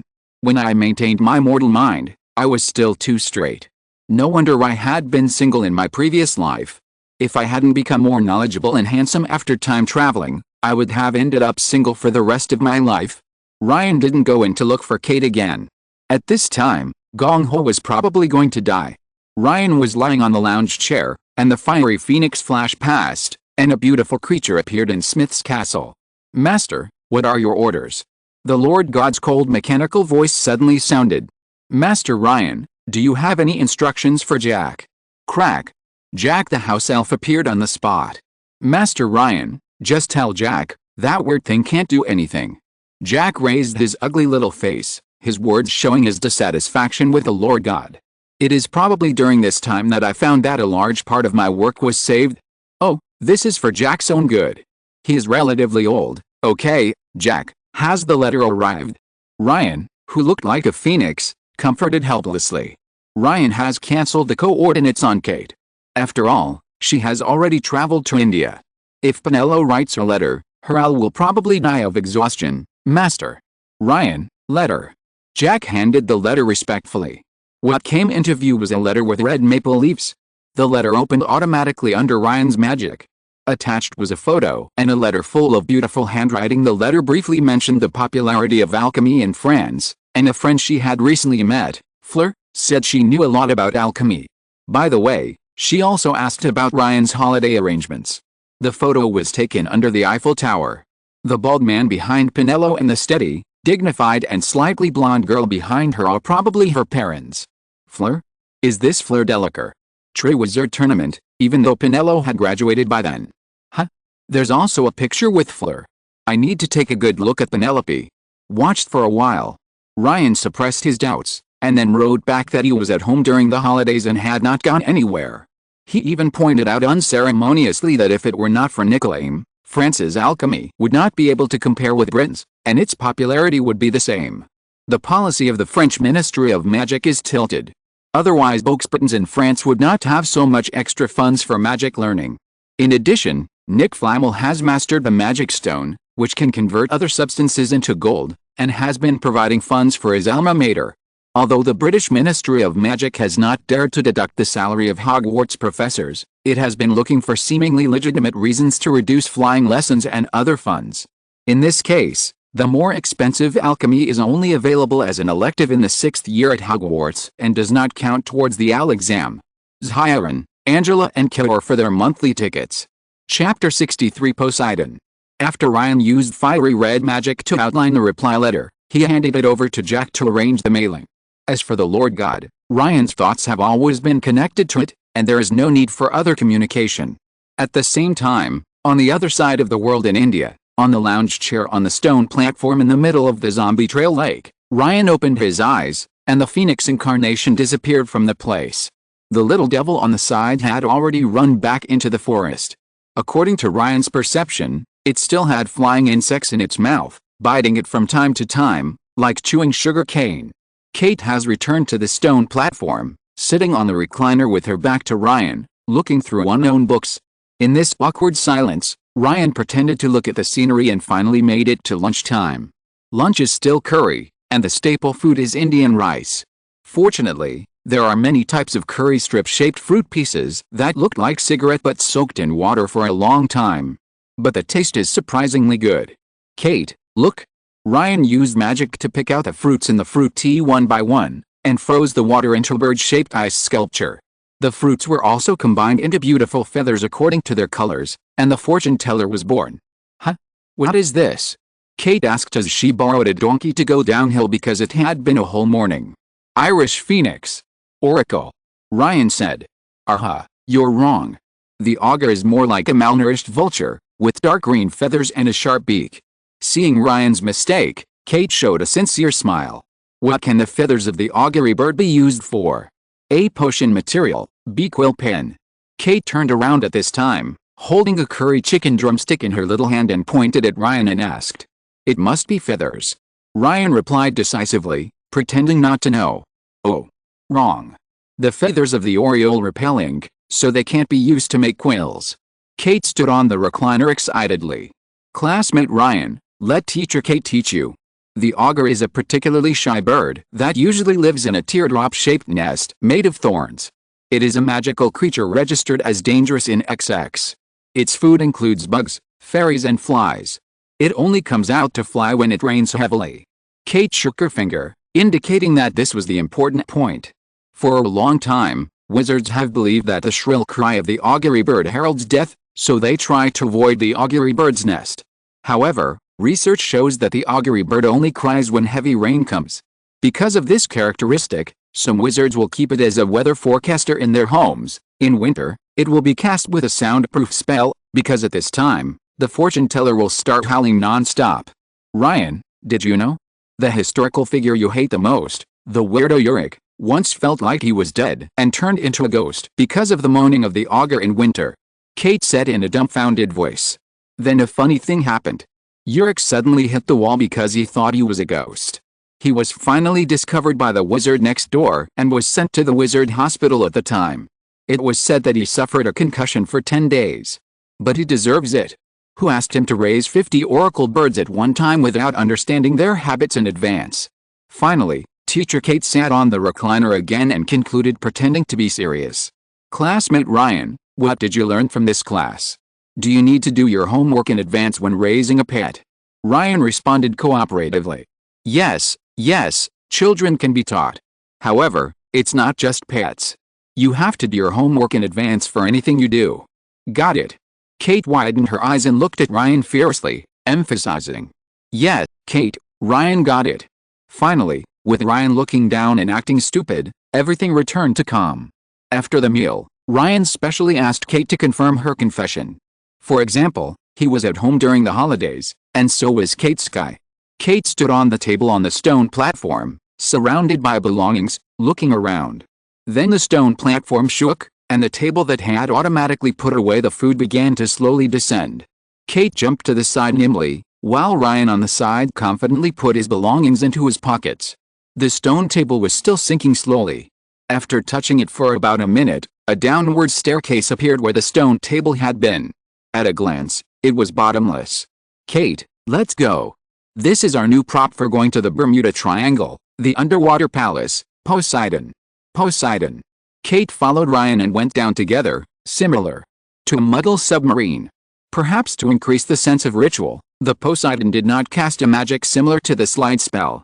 2 steps at a time, Ryan and Kate slowly descended the stairs in darkness without any warning. The darkness disappeared, and what came into view was the beautiful bottom of the lake. The walls and floors of Poseidon are transparent. At the bottom of the lake, aquatic plants sway gently under the ripples of the lake water, and fish swim among them. The most eye-catching one is the shining silver lamora fish. Lane, Miss Kate, welcome to the Poseidon. The dwarf wizard introduced the layout of Poseidon. As for the place where Ryan and Kate were staying, as long as they said Thetis, the name of the goddess of the sea in Greek mythology, the walls and the floor would return to normal, and the living room, bathroom, and bedroom would appear. Each room has a window to see the outside scenery. Likewise, as long as Thetis is spoken again, the walls and floors will become transparent again. However, he advises against this, especially in the bedroom, and mentions the phobia of the deep, raised by Muggle scholars. As expected, the entire layout has returned to normal. What appears in front of you is a living room that is mainly blue and uses waves as design elements, and it is extremely soft to sit on. But this way, it's a bit like coming to a bathing center. After the introduction, the dwarf wizard walked towards the door that appeared in the air and disappeared. Horror Journey does this well, giving the traveling wizard the maximum amount of personal space. This is not a lie.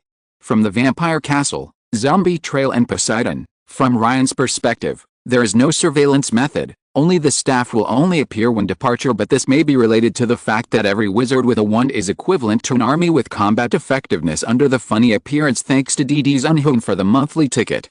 Chapter 64 Miscalculated Exchange Rate. Quiet, extremely quiet.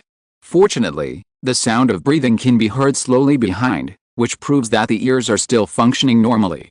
It was not yet dinner time, so I was sitting on the soft coral sofa, looking at the changed environment through the windows on both sides. This way, you don't have to worry about being caught by a deep-sea squid and ruining your trip. Ryan, do you remember what it was like when the surroundings were transparent? Kate asked, tilting her head and leaning on Ryan's left arm. Nothing. Ryan had already guessed what Kate wanted to do. Yes, then, if I cast a spell, will this sofa disappear? Kate stood up in advance. Thetis. The surroundings suddenly became dark, and nothing could be seen. Then the top began to emit soft light sporadically, but the sofa was surprisingly still there. Looking at the ground, there are all kinds of strange creatures. Ryan can barely recognize the ugly monkfish and the viperfish with protrusions like rake. At this time, Ryan seemed to be in a foreign land, while Kate looked around with half excitement and half fear. The Poseidon swam very fast and ran straight. When it was about to hit some monsters, the monsters would involuntarily avoid it without even noticing it. Ryan's vision, this behemoth was covered in scars, full of traces of fighting with a giant squid. The lights on the top of Poseidon, combined with the surrounding darkness, made everything at this time seem like a dark universe. Kate could no longer stand and sat on the sofa involuntarily. Thetis. Kate couldn't help shouting the command again. Seeing that the surroundings returned to normal, Kate returned to normal. Ryan, what kind of magical creatures were those just now? Why is the bottom of the sea so dark? Kate shrank her neck and leaned over. Kate, this is the deep sea, where the sun cannot reach. And you have to understand that since it is the deep sea, most of these creatures cannot be seen on the surface of the sea, and I don't know many of them. Ryan replied while playing with Kate's little hand. After a brief period of tenderness, the relationship between the two couldn't help but become deeper. Is this the suspension bridge effect? It was dinner time, and the stone table that was flat just now began to be filled with food. Maybe it's because at the bottom of the sea, although the food is still curry, the main ingredients are replaced by arm-thick lobster and octopus tentacles, and the staple food is rarely replaced by normal rice. Good guy, there are so many things for a trip of 100 gold galleons. You must know that acromantula venom is only 100 galleons pint, although all the ingredients are local and may even cost zero. Each of these 3 trips is a big event. The currency in circulation in the British wizarding world is gold galleons, silver sickles, and copper nuts. 1 galleon equals 17 sickles, 1 sickle equals 29 nuts, so 1 galleon equals 493 nuts. Recently, Ryan learned that 5 pounds can be exchanged for 1 galleons. If calculated based on the exchange rate before Ryan's journey, the horror trip in British pounds was 500 pounds, which is 4,251.85 yuan. Of course, the price is not calculated in this way. After all, it is only 1988 now, and Ryan uses the exchange rate of 2021. The reason for this is that Ryan is not an economics major and traveled through time before entering college. If it is calculated by purchasing power, it will be different. A bunch of snacks that Harry bought on the Hogwarts train. 11 psychos and 7 nuts, night bus ticket. 11 psychos, 3 glasses of butterbeer. 6 sickles, advanced potion making textbook. 9 galleons, more expensive than a wand. If calculated based on the prices of the above items, 1 galleons is approximately equal to 255 yuan. And 1 zicko is approximately equal to 15 yuan. 1 cats is equal to approximately 5 cents, so the snacks Harry bought were worth about 168, a glass of butterbeer was 30, and the advanced potion making textbook was 2,295. My god, it's really expensive, and Harry's 7 galleons wand even costs almost 1,785. Then the cost of my trip this time is 25,500, which is more than per person.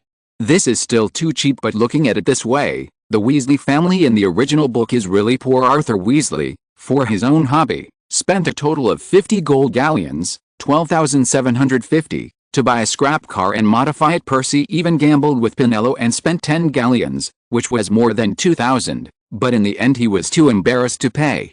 He was indeed the most un-Weasley. The Weasley twins are different. They are very Weasley and gamble their entrepreneurial funds with Ludo Bagman stud.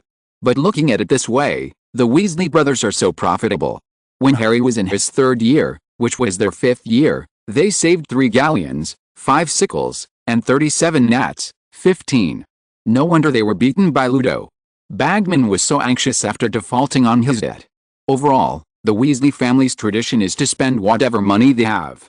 When the Daily Prophet won 700 gold galleons, 178,500, almost all of it was spent on a trip to Egypt. Ryan suddenly thought that Dobby's salary at Hogwarts was 1 galleons per week, which was a little more than $1,000 a month, but you must know that Dumbledore was prepared to pay 10 galleons per week, that is the monthly income is over yuan. Hogwarts is really rich, not to mention the income of those professors. The prize money for the Triwizard Tournament in Harry's 4th year is 1,000 galleons, which is about 20. Sirius Black had a bounty of 1 galleons, which was 200 million. Thinking of this, Ryan almost forgot that he was rich. He wanted to let Black escape from prison quickly and without leaving a trace, and then capture him in exchange for the reward. I'm rich now. Ryan strongly hinted to himself that Sirius was innocent, at best a little annoying when he was young. What's going on? The more I look at Blake, the more I hate him. He must be too upright and can't hide the stain in his eyes. However, this all depends on purchasing power. In reality, it should not be a problem. If I hadn't traveled through time, my salary in the 1st year after graduating from college would not be as good as Dobby without discounts. It must have been a miscalculation. Blake, just let it go. I am really an upright wizard. Kate looked at Ryan, who was suddenly boasting like a fool. Here, this is a coupon for St. Mungo's. You can get 50% off. Kate took out a green coupon with a serious look.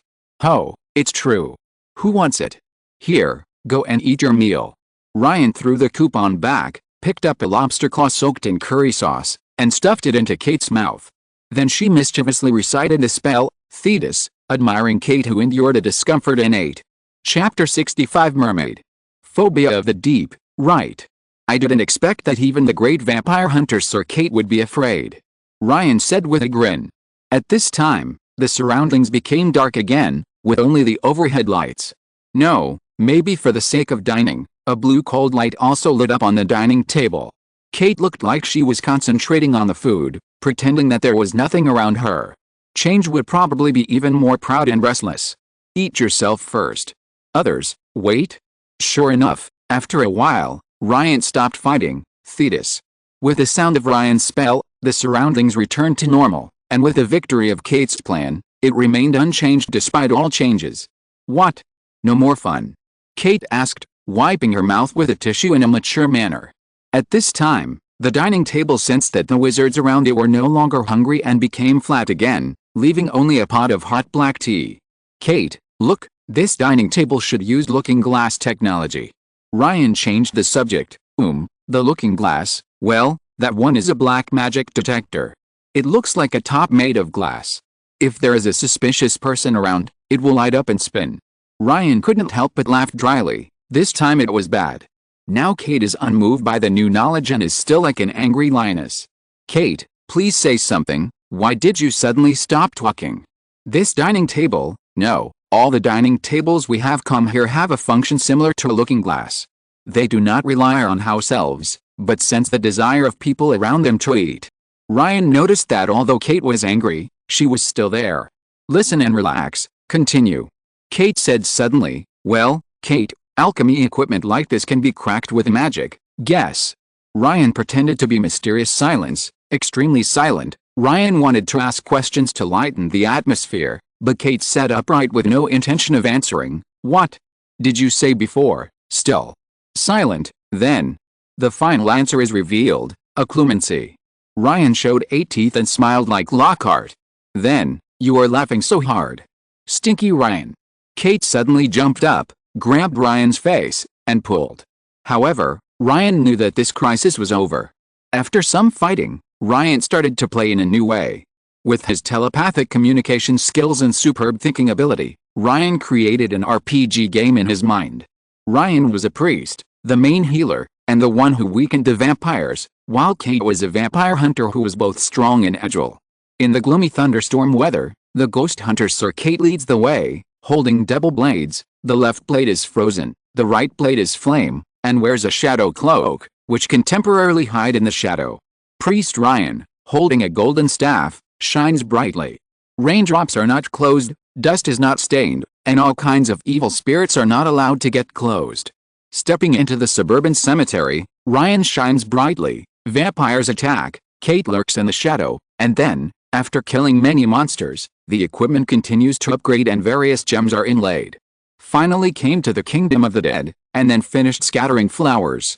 It's hard to imagine that such a game, which is purely about killing and killing, mixed with all kinds of money-making game routines, would make Kate so addicted. Fortunately, under Ryan's intentional control, the flow of time in his mind was the same as outside. In addition, playing virtual games does not mean dreaming, it also consumes energy. At night, when it was time to rest, Ryan finally got rid of Kate, who wanted to play another game. After Kate, who was starting to feel depressed again, finished washing herself, Ryan was finally able to take a nice bath alone again. Thetis. Ryan chanted a spell while lying in the bathtub. Soft and not strong light gave him a feeling of entering a dream. Even the odd-shaped fish that occasionally flash by are cute. Under the light of the dark seabed, the plankton in the water shines like stars. Some of the fish here are blood red and look like bats, some are crystal clear and as narrow as kelp, some have eyes like copper bells and big mouths. There will always be creatures that you don't expect. There are even magical creatures in the deep sea. All magical creatures are caused directly or indirectly by wizards, and some are even caused by wizards who failed to transform and were transformed. The most famous one is the mermaid, and the origin closest to reality was obtained by Ryan through thinking. Lower body fish, and more civilians were not human-shaped, with yellow eyes and skin. Iron gray, dark green hair is long and unkempt. These ugly mermaids were used as slaves. After Poseidon died, they fled to the cold waters where the beautiful mermaids did not want to stay. This is why mermaids living in warm waters have a more beautiful appearance, while mermaids living in cold waters, such as the Selkie of Scotland and the Merrow of Ireland, are not so beautiful.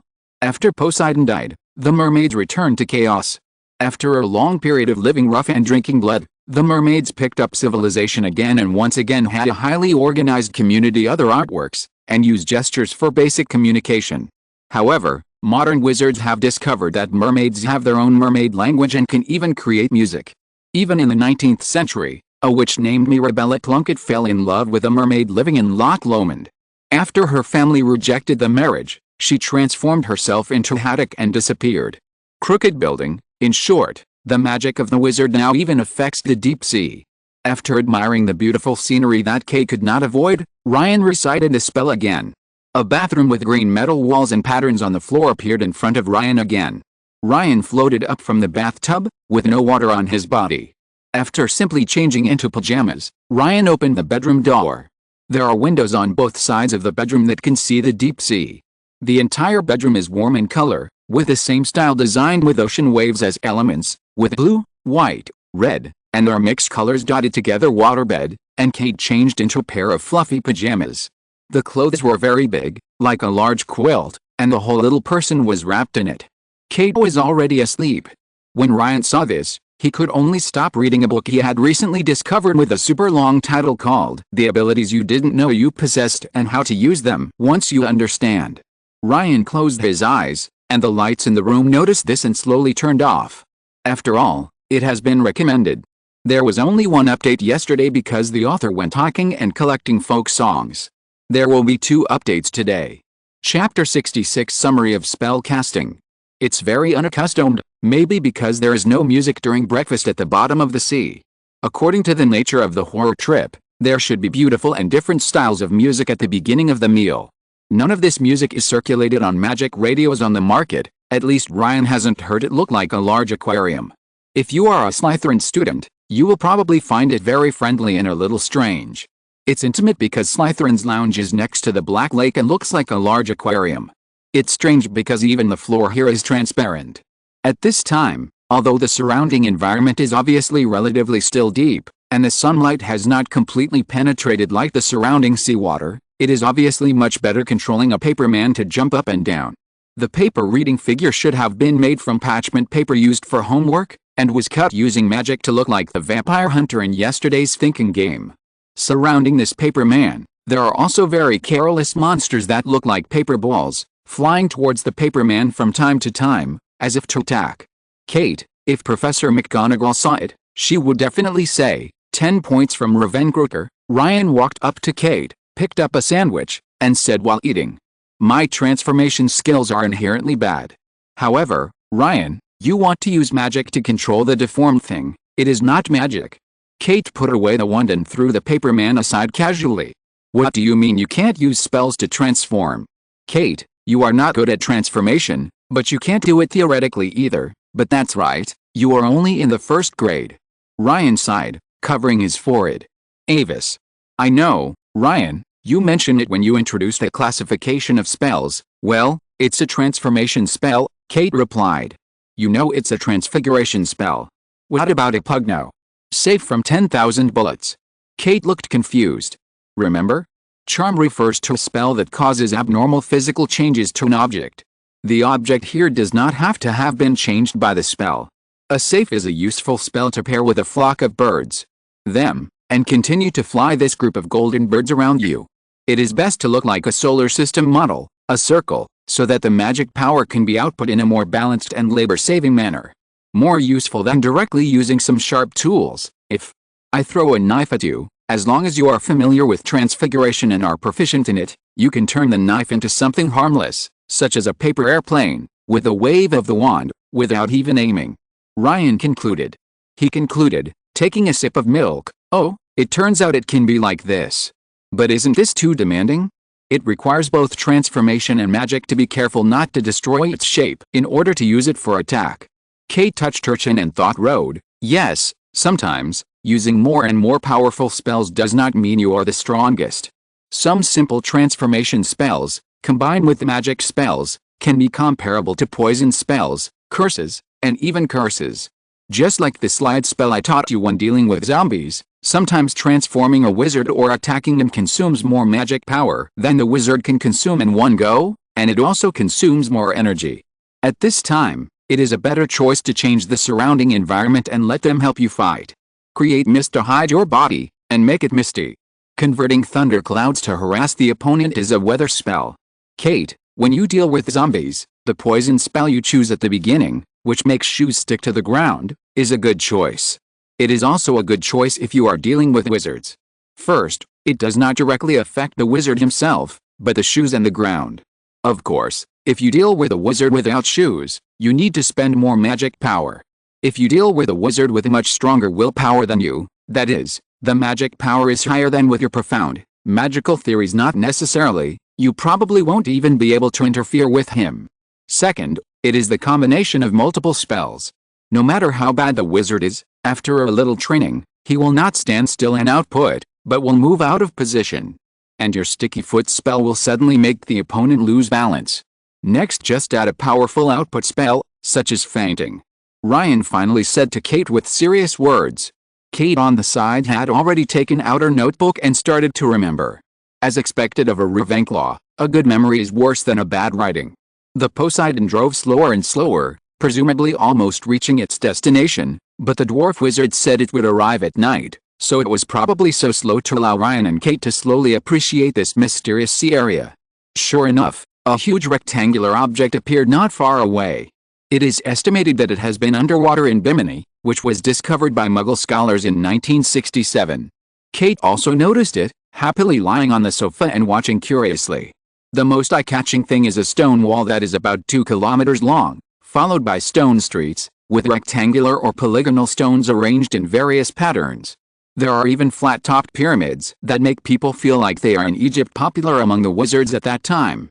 Kate finally took out her camera, which she had never seen before, and kept taking pictures along the way. The camera is one of the Muggle inventions that has long entered the wizarding world. It is just that wizards can take pictures of events without applying additional developing potions. Some poor wizards like to use Muggle-made cameras or pick them up from garbage dumps and repair them as if they were new. It was made of glass or glass-like materials and looked very smooth. As expected, there was a manual next to the table, which introduced that this was the residence of the local wizard group. It was so romantic that they actually hide under the sea. With so many wizards living there, it's no wonder that the world-famous navigator Columbus was the first person in Muggle history to venture through the Bermuda Triangle. As it approached Bermuda, all navigation instruments on the ship failed. This is the same principle as Hogwarts cannot use electrical appliances. The wizarding world, not the magical world, is far bigger than what is described in the 7 Harry Potter books. Really interesting. Thanks to Taishi Corn Silk, Fang, and Milk and Soy Milk for their monthly tickets. There is another chapter in the afternoon. Chapter 67 Weird Uric. The sunlight penetrates deeper and deeper into the seawater, and the surrounding fish gradually become more common. Through the afternoon, Kate did not chant any more spells. The Poseidon remained transparent, and the plankton were like the dust in the air when the sun shines directly on the land. On this beautiful afternoon, Kate didn't ask to play mind games with Ryan anymore.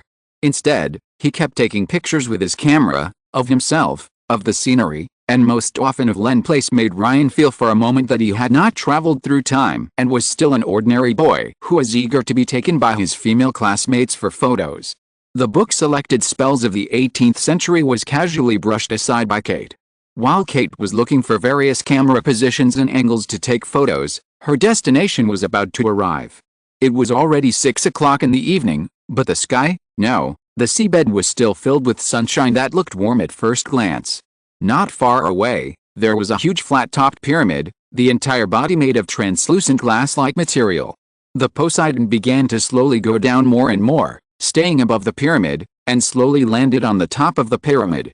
Then there was the sound of the inflatable mattress deflating bottom. Kate Zing hurriedly put all her belongings into Ryan's pocket, and jumped down suddenly. Even though Ryan was still on the Poseidon, he could still hear Kate's delicate laughter. Ryan followed closely behind, and only after entering the corridor did he realize that he could actually see the entire city from the side of the corridor intertwined with each other, as if they have arrived in a fairy tale kingdom on the land. There are wizards dressed in kelp, jellyfish, and coral. Some of them lay out carpets, and some ride various aircraft to greet the wizards and mermaids on the opposite side of the seabed. At the bottom of the sea, there is a world of wizards and mermaids wearing fishbowl-like hoods. Some wizards even just cast a head-soaking spell and swam under the sea. The wizards around them, who cast a deformation spell on their heads and grew fish gills, were worried. Circle around. The descent of the descent was surprisingly slow. The inner wall of the corridor was obviously very smooth, but it seemed as if there was an invisible fluid slowing down. This was probably to allow tourists to appreciate the city. But for Ryan, this is very annoying. With his body, no matter how fast he is, he can still enjoy it. Kate's excited laughter. What came into view was a piece of crystal clear fluid. After falling in, it felt like falling into water, but the body remained dry. It felt like water, looked like water, and tasted like water. Ryan quickly stopped his wild thoughts. Ryan, the people here dress so weirdly, how should I put it, very seafood. Kate whispered, pointing at a wizard who made a hat out of a lobster shell. Kate, a tip, Ravenclaw's famous weirdo Ulrich. Ryan responded with his mind, acting politely and looking curiously around. Anyone who saw him would praise him, saying, "What a handsome young man, a fine gentleman in this world." Huh? It really looks like weirdo Ulrich. Kate sighed as she looked at a wizard wearing a jellyfish as a hat not far away. Ulrich is probably a normal wizard here. I suggest you read the biography of Ulrich the Strange written by Rodolfo Pittman. As a senior of Ravenclaw, I am far from unique just in terms of clothes. The story I mentioned about him last time was just a trivial matter. It's well known that the high-pitched, chirping call of the merlet can make anyone who hears it lose their mind, but in order to prove his point, that the chirp of the merlet is actually good for human health, the weirdo Ulrich listened to it 3 times in a row. After months of screaming evil birds, she even wore a dead badger as a wig in order to prove her point to the Magic Council. Kate expertly replied to Ryan in her mind. So, Ulrich's magic power is probably higher than expected. Kate, what danger level does the evil bird belong to? Ryan asked. XXX, as much as a capable wizard can handle. So, Kate raised her head suddenly and couldn't stop speaking out. Yes, the evil bird is a dangerous pet that needs to be cast with a silent curse every month before it can be sold and kept. If a wizard wants to raise it, he must show his level of silent curse in order to obtain a license. The evil bird is classified as XXX just because its sound is dangerous and can be easily avoided. And Yurik actually listened to the evil bird's voice for 3 months in a row. You know, at that time, it was impossible to fake it when applying to the Magic Council for experiments. His spirit actually triumphed over his body. A crazy wizard, especially a half-crazy wizard like Yurik, is indeed terrifying. Even more so, if he is really healthy after 3 months in the Hull version, it would be even more incredible. If he keeps this habit, then I guess. Ryan thought, and then suddenly stopped. What do you think? Kate asked doubtfully, her cat eyes widening and her round face looking particularly cute. It's nothing. I thought wrongly. I guess he will be really crazy. Ryan explained, and then said the second half of the sentence to himself, I guess he will really be healthy forever. It's also true that the date of Yurik's death is so vague, therefore, after waiting for about 10 minutes, an ordinary wizard ran over. Big beads of sweat kept falling from his glasses like rain. This wizard was also unexpectedly dressed in ordinary clothes, which was incompatible with the surrounding seafood style. Mr. Lane, Miss Kate, please come with me. The ordinary wizard apologized, briefly introduced where to stay for the night, and guided Lane and Kate to a reception room about 100 meters away from the previous pool. After registering, ordinary wizards handed out something similar to a pocket watch. The pointer on it will always point to the reception room. Then you can move around freely. There is a fish tank in the reception room, aircrafts are rented, and dinner and bedrooms are on the second floor. Kate, do you want to eat in the reception room first? Or should we go out to play and solve the problem ourselves? Ryan asked.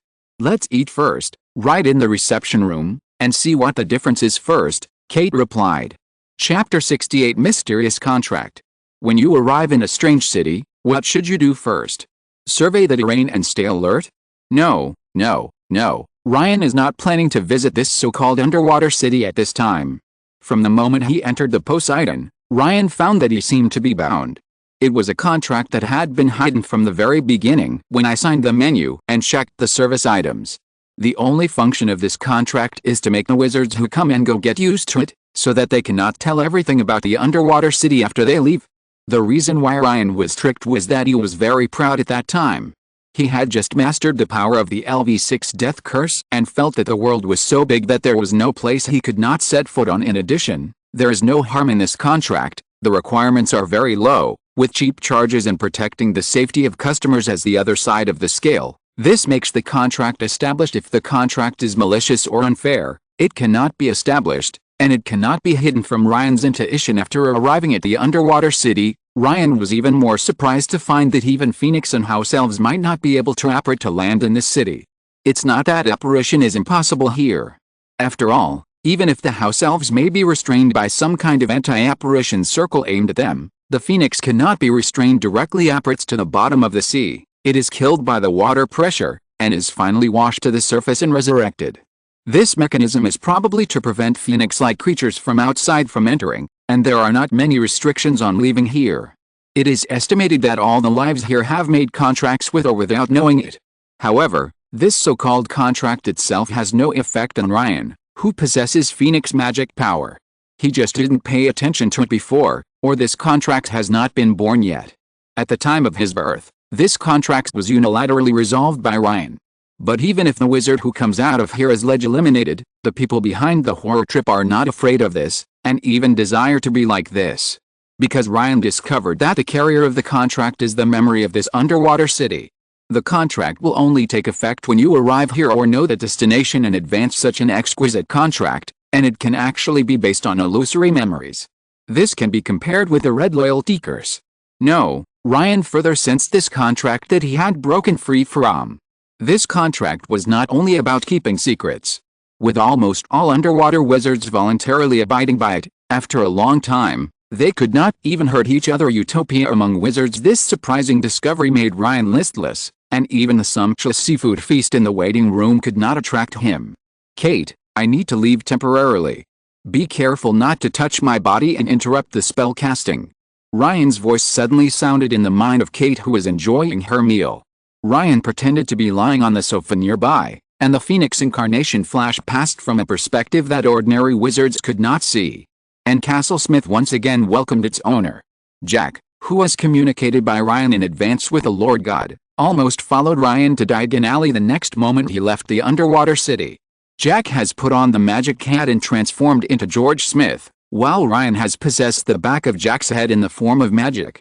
Jack, who had communicated in advance, walked straight to number 59 Diagon Alley, a journey of terror door. The receptionist was still on the right side of the room. He was still sitting on a very high chair, leaning on the marble table, pointing at the ones boredly, and a pair grew 2 feet and tap danced on the table. Seeing Jack, who looked like George Smith, walking in, maybe it was because it was getting late, but the receptionist behaved very differently from before. He no longer had a friendly smile, and there was no introduction. With a wave of his wand, the list on the table turned into the bird flew into Jack's hand and changed back to its original form. The whole person looked like he didn't like it, and he felt like a shopkeeper bullying customers. Although Ryan is on the back of Jack's head, Ryan, who has investigative skills and a 365-degree phoenix perspective, doesn't need Quirrell to turn around like Voldemort. Ryan looked at the menu in front of him in detail. It was no different from the previous one, except that the price of the private trip had soared to 1,000 gold galleons, which was 10 times the previous price. And no matter how carefully Ryan observed, this menu was just ordinary. The only thing with some magic was the colorful little man that could move and guide people to right. There is no trace of the contract at all. The only difference from before is time, and the fact that the person coming is an adult wizard. Thinking, Ryan suddenly thought, "Jack, relax." Ryan's voice sounded in Jack's mind. Then from the receptionist's perspective, the gentleman-looking middle-aged man suddenly looked at him, and then he was in a trance. The receptionist scratched the back of his head, feeling that he was just dazed and nothing happened. Then, Jack pretended not to be interested and left quickly. Ryan, who was looking at the back of his head, felt a storm in his heart. How is that possible? Things are far more complicated than I thought. There was indeed something wrong with the previous menu.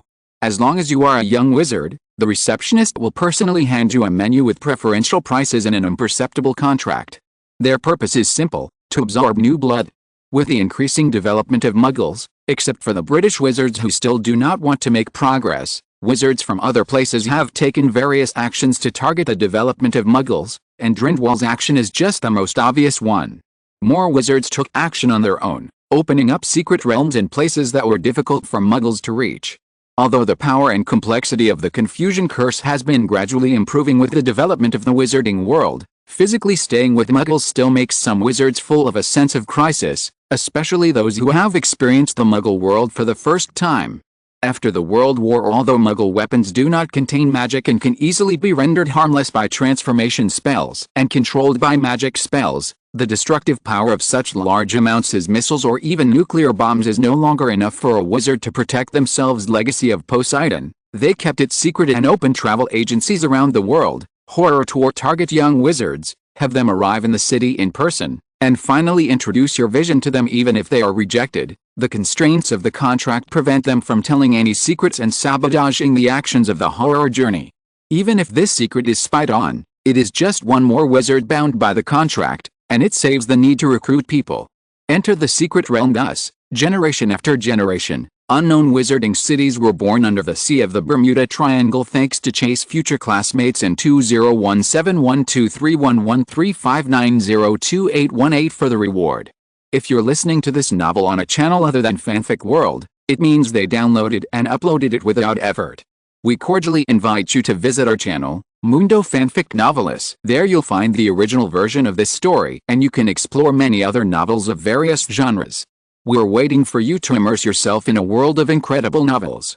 Chapter 69 Utopia. In the undersea city of the Bermuda Triangle, accompanied by a red light that was difficult for ordinary wizards to detect, Ryan opened his eyes. But Ryan was still thinking, and the long-lost freshness filled Ryan's heart. This city is so interesting. Even a wizard would not be able to find this place without signing a contract and being guided by the Poseidon. Like Durmstrang, the location is unknown, hard to find by non-Durmstrang wizards, and kept secret. Book. Trum told Hermione about school life. We also have a castle. I don't think it is as big as here, nor as comfortable as here. Ours is only 4 floors, and the fire can only be lit by magic. But our grounds are wider than this, but the days are short in winter, so you can't play on the field. In the summer, we were flying around outside every day, flying over the lake and over the mountains, and then was interrupted by Karkaroff, the principal at the time. Okay, Victor. Don't give away any more secrets, or your charming friend will know where we are. But even so, after Voldemort was resurrected, Karkaroff still left the so-called hidden Durmstrang, fled there alone, and finally died in a wooden house, hiding for only a year. It would be interesting if Karkaroff played Terror Tour when he was young. I wonder if Voldemort can find this place. Kate, you can go out. Ryan suddenly raised his head and said, "When did you come back?" Kate was so surprised that she almost spoke, thinking in her heart, "I'm really curious as to how the group of wizards behind the horrible journey will introduce this city and their vision." Ryan curled his lips. Kate could no longer hold back her curiosity and pulled Ryan to lead the way towards the interesting place she had seen in the corridor. Along the way, the wizards here all looked familiar. They were not surprised at all by the different costumes of Ryan and the two. Although they were aware of their identities as foreigners, they all behaved in a lukewarm and carefree manner. He glanced away curiously. The ground here does not use any floor tiles or cobblestones, but has an original ecological look. It feels similar to the ground on the zombie trail. It looks ordinary, but the soil does not stick to your shoes at all. There is a large virtual sun in the sky. From Ryan's professional perspective, it does not use magic to release light, but collects the natural sunlight that the sun shines on. The sea shops are various fish tanks, some decorated with red corals, and some with the dorsal fin of a shark. Put it on your head and you can breathe in the water. There are also various clothing stores. Ordinary wizard clothing is very rare. Most of them are made of underwater creatures as raw materials and magic is applied. Kate is like a curious deer, asking about prices and chatting from time to time. Are many here, and they are all composed of wizard families that are recognized as extinct. Perhaps it is for the purpose of reproducing future generations. Surprisingly, pure blood does not matter here. As long as you are a wizard, you can enjoy education without having to work. You only need to choose a topic to research and occasionally publish papers. The Muggle families of the occasional squibs and half-blood wizards are responsible for the service industry, doing simple jobs that are deliberately reserved for people without magic if she could borrow it. Surprisingly, although the journals here are not allowed to be circulated to the outside world, everyone has a copy, just like the Daily Prophet. You can discuss with any Muggle and talk about some simple magical knowledge. Even under Ryan's investigation, most of the wizards here are at level 4 or above in charms. Unlike Hogwarts graduates who are supported by several high-level spells and charms, they are very average, with some common spells. The spells almost always match your charms level. Ryan, come and take a look. Kate pulled Ryan to sit on a chair by the roadside and opened a journal given by a passerby. It's a neat layout. Unlike the Daily Prophet, there is only one page about gossip, aircraft, and sea beast driving competitions. The rest is about magic. Improvements on the confusion spell, how to grow food on the seafloor, captive breeding of sea beasts, and development of the protection spell. It was really jaw-dropping to watch. It's really me who is the clown. Other wizards have already achieved my ideal wizarding society. Sure enough, there is always more than one smart person, and wizards also see the development of Muggles. How could a wizard with a similar character from Ravenclaw College succumb to reality and forget his desire for knowledge for the sake of gold galleons? The reason why there are many wizards like Lockhart in the wizarding world is probably because more aspiring wizards are contacting each other privately to create their own pure land. The Dark Lord and the White Wizards are all just floating clouds. Faced with these powerful wizards who are pure-blooded, wizards are supreme, or everything is about love, a group of wizards directly said that they no longer want to play with you, jumped out of the chessboard, and established their own communities and homes. In the mind of the receptionist on the horror tour, Ryan also learned that in addition to the bottom of the Bermuda Triangle, there seemed to be a group of wizards living in seclusion on the moon. So the alien in Armstrong's moon landing port was a wizard? So besides the moon, is there anything on Mars? What about more distant planets? Ryan suddenly felt a little boring. Dumbledore was just a mediocre person who had not reformed society or proposed more progressive ideas. After briefly reading the journal, Kate specifically asked passers-by that there was a library in the center of the city, and anyone who was a wizard could still borrow it. Even Muggles and Squibs can read if they want. The only difference from wizards is that they cannot take it out of the library and can only read it inside. The books and journals here are different. According to Wald Muggle, they are relatively outdated. They are all knowledge that cannot be used under the sea. For example, There is a spell that can force a werewolf to temporarily turn into human when the moon is full. Dragon treatment, maintenance magic, animagus improvement, etc. In this case, Kate completely forgot about the fish tank and playing on the other side of the city, under the sea. If Ryan hadn't pulled her, she would have wanted to stay here at night. It was getting late, and the sun in the sky slowly turned into a crescent shape, emitting bright moonlight, but until then, there was still no staff to explain or introduce the city. Ryan suddenly understood that there was no need for an introduction at all, and everything along the way was the best introduction. Ryan also tried to find faults at first, such as the oppression of people without magic, but Ryan found that their treatment of people without magic was closer to the way kind people treated disabled in his previous life people. After all, with magic, wherever the services of ordinary people are needed, some positions specially reserved for them can be seen from the city's attitude. There is not a dark side here, but the contract that cannot harm each other puts an end to this, and all competition is reduced to healthy competitions such as writing articles, flying aircraft, sea beast driving competitions, and singing. Chapter 70 Atlantis. On the smooth dirt floor, Ryan pulled Kate, who was still looking through past issues of newspapers, and slowly walked towards the reception room. Unlike Kate, Ryan didn't read any magic knowledge. After all, these are only relative truths. Thinking and the knowledge and inspiration grinded out by relying on the panel are the most suitable for Ryan himself and the closest to the truth. Ryan mainly reads history. In order to satisfy his curiosity, Ryan suppressed the discomfort coming from his DNA and started reading history books. The city was originally called Atlantis, the territory of Poseidon. After the wizards behind the horrible journey excavated this place, they teamed up with the local mermaids to reoperate and restore this underwater pearl. This city has been in operation for more than 200 years. The most wizards discovered here are those from Ilvermorny School of Witchcraft and Wizardry in the United States, followed by Hogwarts in the United Kingdom, and then Beauxbatons in France and other countries. Interestingly, among the wizards from Ilvermorny School of Witchcraft and Wizardry in the United States, the most numerous are from the Academy of the Horned Water Serpent, which represents the wisdom of male and female wizards and prefers scholars. Among the wizards from Hogwarts School, the most numerous are Ravenclaws, who represented wisdom, followed by Hufflepuff, and almost none of Gryffindor and Slytherin. But it's right to think about it. After all, opening your own paradise and living in isolation may be regarded as cowardly behavior in the eyes of more reckless Gryffindors.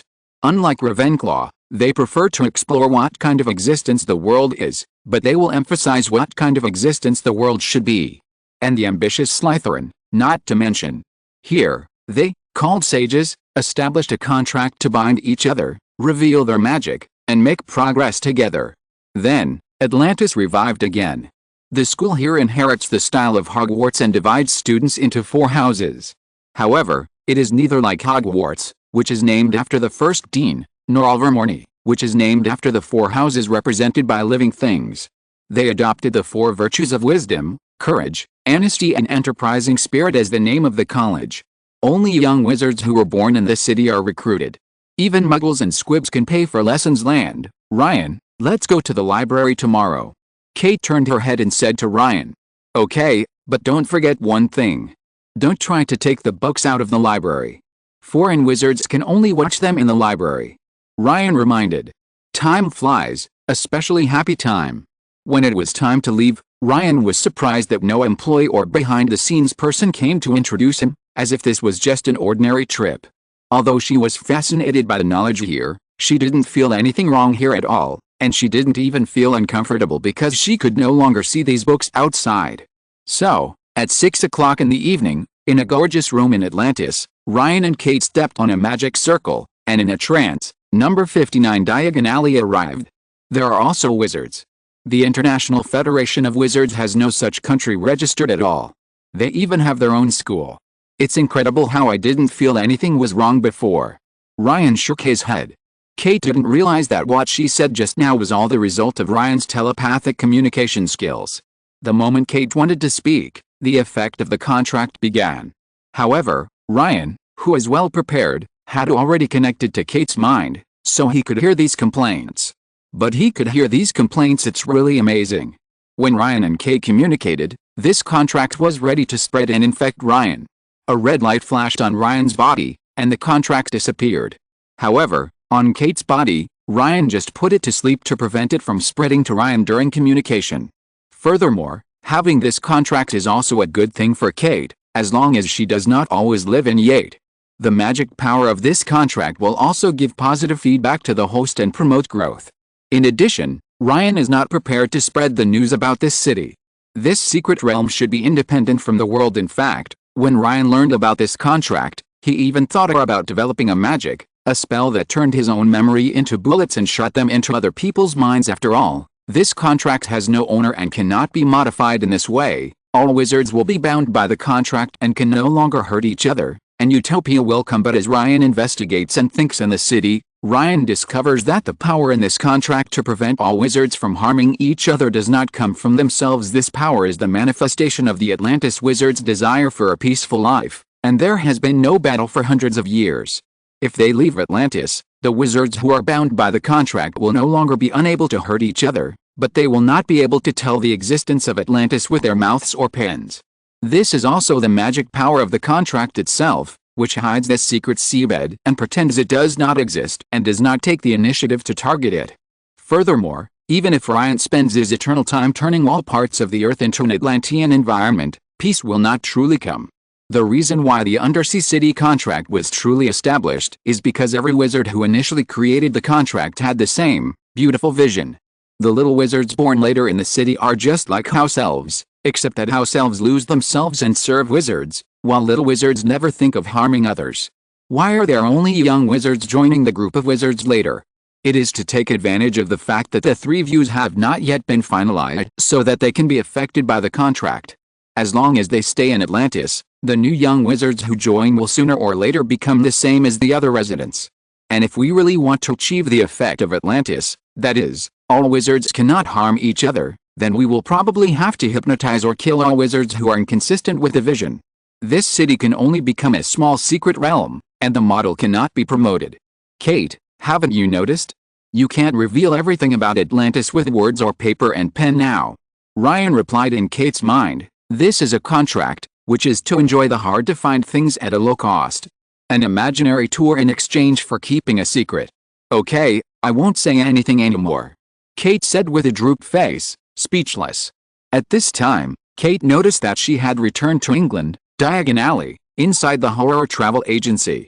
The staff unexpectedly did not come to collect the remaining fees. It was estimated that this trip only cost 60 at the beginning. Gold galleons.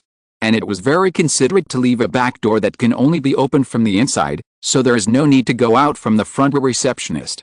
So, Kate, who had already understood clearly from Ryan, went out through the back door with Ryan and went back to their respective homes. Could it be that the back door worked? Aren't all little wizards supposed to be curious? On the other side, the receptionist who was waiting for Linkett to come out of the front door to explain was confused. Chapter 71, Receiving the Wind and Washing Away the Dust. At Florin's soda fountain, Florin Fusco was bored in his shop. Although the start of school is approaching and there should be a lot of guests, the morning is a good time to sleep in. In addition, eating ice cream in the morning is something that wizard parents do not support. This makes Florin Fusco very happy. Now laid back, Florin didn't love his job. He inherited the cold drink shop in his family but couldn't find anything to do with it. Shop was his own and he didn't need any rent. He could just muddle along. What he likes most on weekdays is chatting with customers in the store, especially giving guidance to the little wizards on their homework. He has a lot of experience in the history of magic. Not only does he have extensive knowledge about the common burning of witches in the Middle Ages, but he also has extensive knowledge of some unofficial history, the Elder Wand and Ravenclaw's diadem. But today is a very strange day. Early in the morning, three little wizards came to his shop. According to Florin's observation, it is difficult to distinguish the relationship between these three little guys. The handsome little wizard seemed to have a very close relationship with the two witches. They were boyfriend and girlfriend, definitely not family friends. The little black-haired witch seemed to have a crush on both the little wizard and the other tall blonde witch that went beyond the boundaries of friends. Florin thought curiously. But the most unusual thing is not the relationship between them, but that until now, 20 minutes have passed, and not a word has been said between them. It has been almost 2 months since the trip to the bottom of the sea. When Ryan returned to the castle, he used the Lord Godmort to reorganize the layout. From a magical perspective, Castle Smith is an unbreakable city. Even Lord Voldemort was defeated 3 times. However, from a physical point of view, this castle was not built overnight after all. It took several smiths to work together to check for omissions and fill in the gaps. It took thousands of years to finally complete it, so the arrangement was not very reasonable. Plantations and pastures should be closer to the castle to avoid being poisoned through food. The outermost tower should be used to receive letters. It is a natural barrier in itself and is located in a deep canyon. During the war, even flying was prohibited. School started, while Kate wrote letters whenever she had time to hint that she wanted to communicate about Atlantis. In order to welcome Pinello back to France, the 3 of them made an appointment to meet at Florence cold drink shop at 1988 am on Monday, August 8, 15. The first time they met, Ryan finally breathed a sigh of relief. Pinello was not tanned. In the original book, Hermione went to France during the summer vacation after her 2nd grade and was tanned. Fortunately, Pinello was still fair and tender. The thought of this makes me laughable. In his previous life, Harry Potter and the Cursed Child opened at London's Court Theatre, which was the story 19 years after Harry defeated Voldemort. The 3 main protagonists will all appear as adults. In the play, Harry is overworked in the magic department and has a wife and 3 school-age children. Rowling, the author of Harry Potter, is one of the authors. For the sake of political correctness, she made Hermione black. Fact that Hermione was white in the original book, so how could black people be tanned? To be truly non-racial is not to forcefully include stories about other races, but to truly write related stories on an equal footing, as it should be at that time. Face history squarely and accept history. Later, Rowling publicly opposed transgender people occupying women's rights, and then she was expelled from Kazakhstan and expelled from the 2 largest foreign Harry Potter websites, and all pictures and text were deleted. Now it was her turn to be knocked down by the iron fist of political correctness. Oh, my poor Hermione. Ryan warmly hugged Penelope, whom he had not seen for a long time, while thinking wildly. Then, Ryan was pulled into playing mind games by Pinello. Damn. It must be Kate. Ryan couldn't help complaining. So, a new thinking game began, this time in the deep sea, using previous trips as material. Pinello and Kate both looked like mermaids, while Ryan was dressed as Aquaman in his previous life. Looking at their appearance, Pinello and Kate both blushed with embarrassment. The realistic and beautiful underwater world around them could not bring them back to their senses, but Ryan was a feast for the eyes. All the physical details are from Kate and Penelope's own subconscious, and they are no different from the real ones. Ryan, where are the weapons? Kate quickly adapted and was disappointed that there were no cool weapons. Do you still need to guess about the mermaid's weapon? Ryan pointed at the loba worm about 10 inches beside him. Loba is an aquatic creature that lives on the bottom of the North Sea. It is a simple animal, 10 inches long, consisting of a flexible nozzle and a venom sac. This language is very strange. If it is on land, this language sounds sharp and harsh, but when it is underwater, it is no longer harsh. Just like Miranda Gorshak's book of spells has been translated into 72 languages, one of which is the mermaid language. Pinello still looked distracted. At this time, she was like a search engine, typing question and get an answer that cannot be said to be irrelevant, but does not fit the question. Just say no. Grindylow. Every time you shoot, you can get the pronunciation of a word in the mermaid language. By the way, in addition to the language, there is also a possibility of summoning cards. Ryan conjured a card with shining gold edges in his hand, with a blue color on it. The head and front body resembled a horse, while the tail and back body resembled a horse. A giant fish creature, a sea monster with a horse head and a fish tail. What's the use? This is Kate, shouldn't this be green? This was the knowledgeable Pinello. To be honest, she didn't look like a muggle-born little witch. This can increase your speed so that you can keep up with Grindylow, who is getting faster and faster. Okay, without further ado, the game begins. Following Ryan's order, Kate and Pinello had 2 more loba bugs in their hands. This is the second to last chapter that jumps directly to Harry Potter's first year of school. Chapter 72 Grindylow. On the breathtaking ocean floor, Mermaid Pinello and Mermaid Kate hold 2 gray loba worms, giving the impression of sweeping the floor with a vacuum cleaner. Pinello didn't come back to his senses until Ryan started shouting. The bottom of the sea floor is covered with snow like white gravel, and red, blue, purple, and all kinds of corals are constantly growing out. In the holes of the corals, green monsters are constantly poking their heads out of them. Good guy, this thing also has green teeth, long fingers, and pointed horns on its head. Humph, Grindylow is not simple. They mainly rely on their very long fingers to attack fish, and even sneak attack muggles and wizards passing through the water. His strongest point, his fingers are also their weakness. That is, Grindylow's fingers are very long and strong, but brittle and fragile.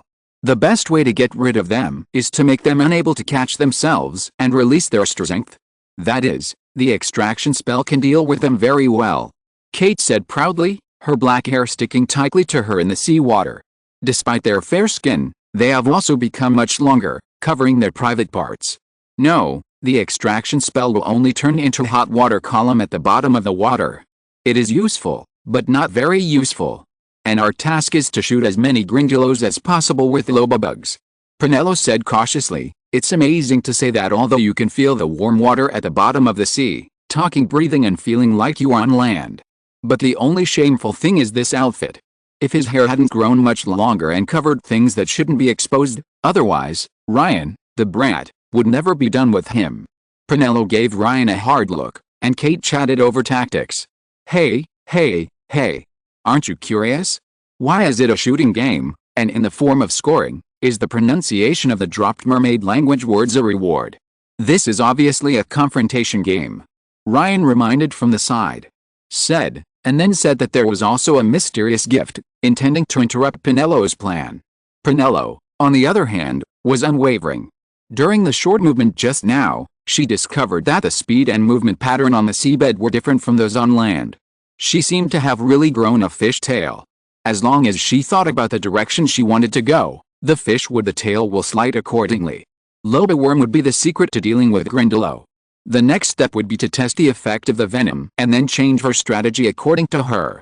Next, it's up to Kate. When the venom takes effect, he slowly counted in his mind, 1, 3, 4, 5. A woman who is really charming, strategizing, and full of wisdom is indeed more exciting. As expected, Jinka soon appeared. Along with the huge waves that knocked away everything around him, the horse-headed and fish-tailed sea monster appeared. It lowered its big head. At Prunello's signal, Kate jumped up. And Prunello stood still, adjusting the angle. With the help of the horse-headed, fish-tailed sea monster, the game soon came to an end. Ryan, what's the extra reward you're talking about? Prunello held his head high, led Kate, and swam around Ryan on a horse-headed, fish-tailed sea monster fouling golden and black notes formed 2 books respectively. One flew to Prunello, and the other flew to Kate. Under the impact of so much knowledge, Prunello and Kate began to fall into a daze. In the realm of consciousness, everything went very quickly. It seemed like a long time had passed for Penelope and Kate to memorize the pronunciation and meaning of the mermaid language with difficulty. Then, Ryan's voice sounded, and his voice had a wonderful magic that gradually soothed the brain that had just memorized a lot of things. And the winner is you, Kate, and the reward is, Ryan deliberately dragged out his voice. What's the reward? Kate couldn't hold her breath anymore and kept hitting Ryan with the tablet. Prunello couldn't see it and pulled it a few times, but Kate didn't seem to notice. Okay, the reward is, ding ding ding. Then, the consciousness of the two left Ryan's mind. In reality, Ryan took out a beautifully wrapped box and handed it to Kate. Kate unobtrusively opened it and took out a wristband with a knob at the base. This wristband will absorb and store sunlight during the day. At night, or when you need it, turn it and it will dispel the darkness and bring light. Lane emphasized. What? It's just a portable version of the magic lamp. Kate said something disgusting while fumbling with a smile, showing off in front of Prunello from time to time. Kate Lewinster. You little dwarf. Prunello finally couldn't help but started to pinch Kate. Kate, the light emitted by this wristband is not ordinary sunlight. Even the glorious hand that makes people's eyes darken can't block its light. Ryan introduced. You know, although Ryan is familiar with alchemy, I don't have much interest, but before time travel, that is, before he was 7 years old, Ryan had been working hard to specialize in alchemy and inherited Smith's alchemy skills that have been passed down for thousands of years. Although this work is a casual work, it is not ordinary.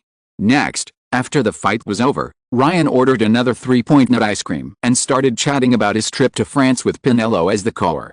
But the strange thing is that when it comes to key points, Prunello always changes the topic, and Kate also cooperates with him. On the other hand, in Flint's eyes, these three strange little wizards suddenly began to communicate. The little wizard even gave a gift to one of the witches, who eventually led to a fight, is the poor boss who was captured by the Death Eaters and killed because he knew the secret of Ravenclaw's diadem and the Elder Wand. How do Death Eaters know these things? It's not because this guy likes to show off his knowledge casually. Finally, after Ryan accompanied Prunello and Kate to buy textbooks and supplies for the next semester, he couldn't wait to leave. Thanks to Ada Deoi for the monthly ticket and other classmates' recommendations. The next chapter will be about the great Harry Potter entered 3 years later. Chapter 74 Birthday. It's been a few days since Ryan's new book was sold. Today is July 1991, Ryan's birthday, and also the birthday of Harry Potter, the boy who lived. Presumably by this time he should have known his identity as a wizard and met the gamekeeper, the last Hagrid, and the king of monsters, Rubeus Hagrid. As for why it is said at the end, there is no mention in the original book that Hagrid and Madame Maxime, the principal of Beauxbatons in France, continued to be together and gave birth to offspring. 17 years after Voldemort's death, when Harry's child went to school, he only mentioned one sentence to remind his son to go to Hagrid's cabin for tea.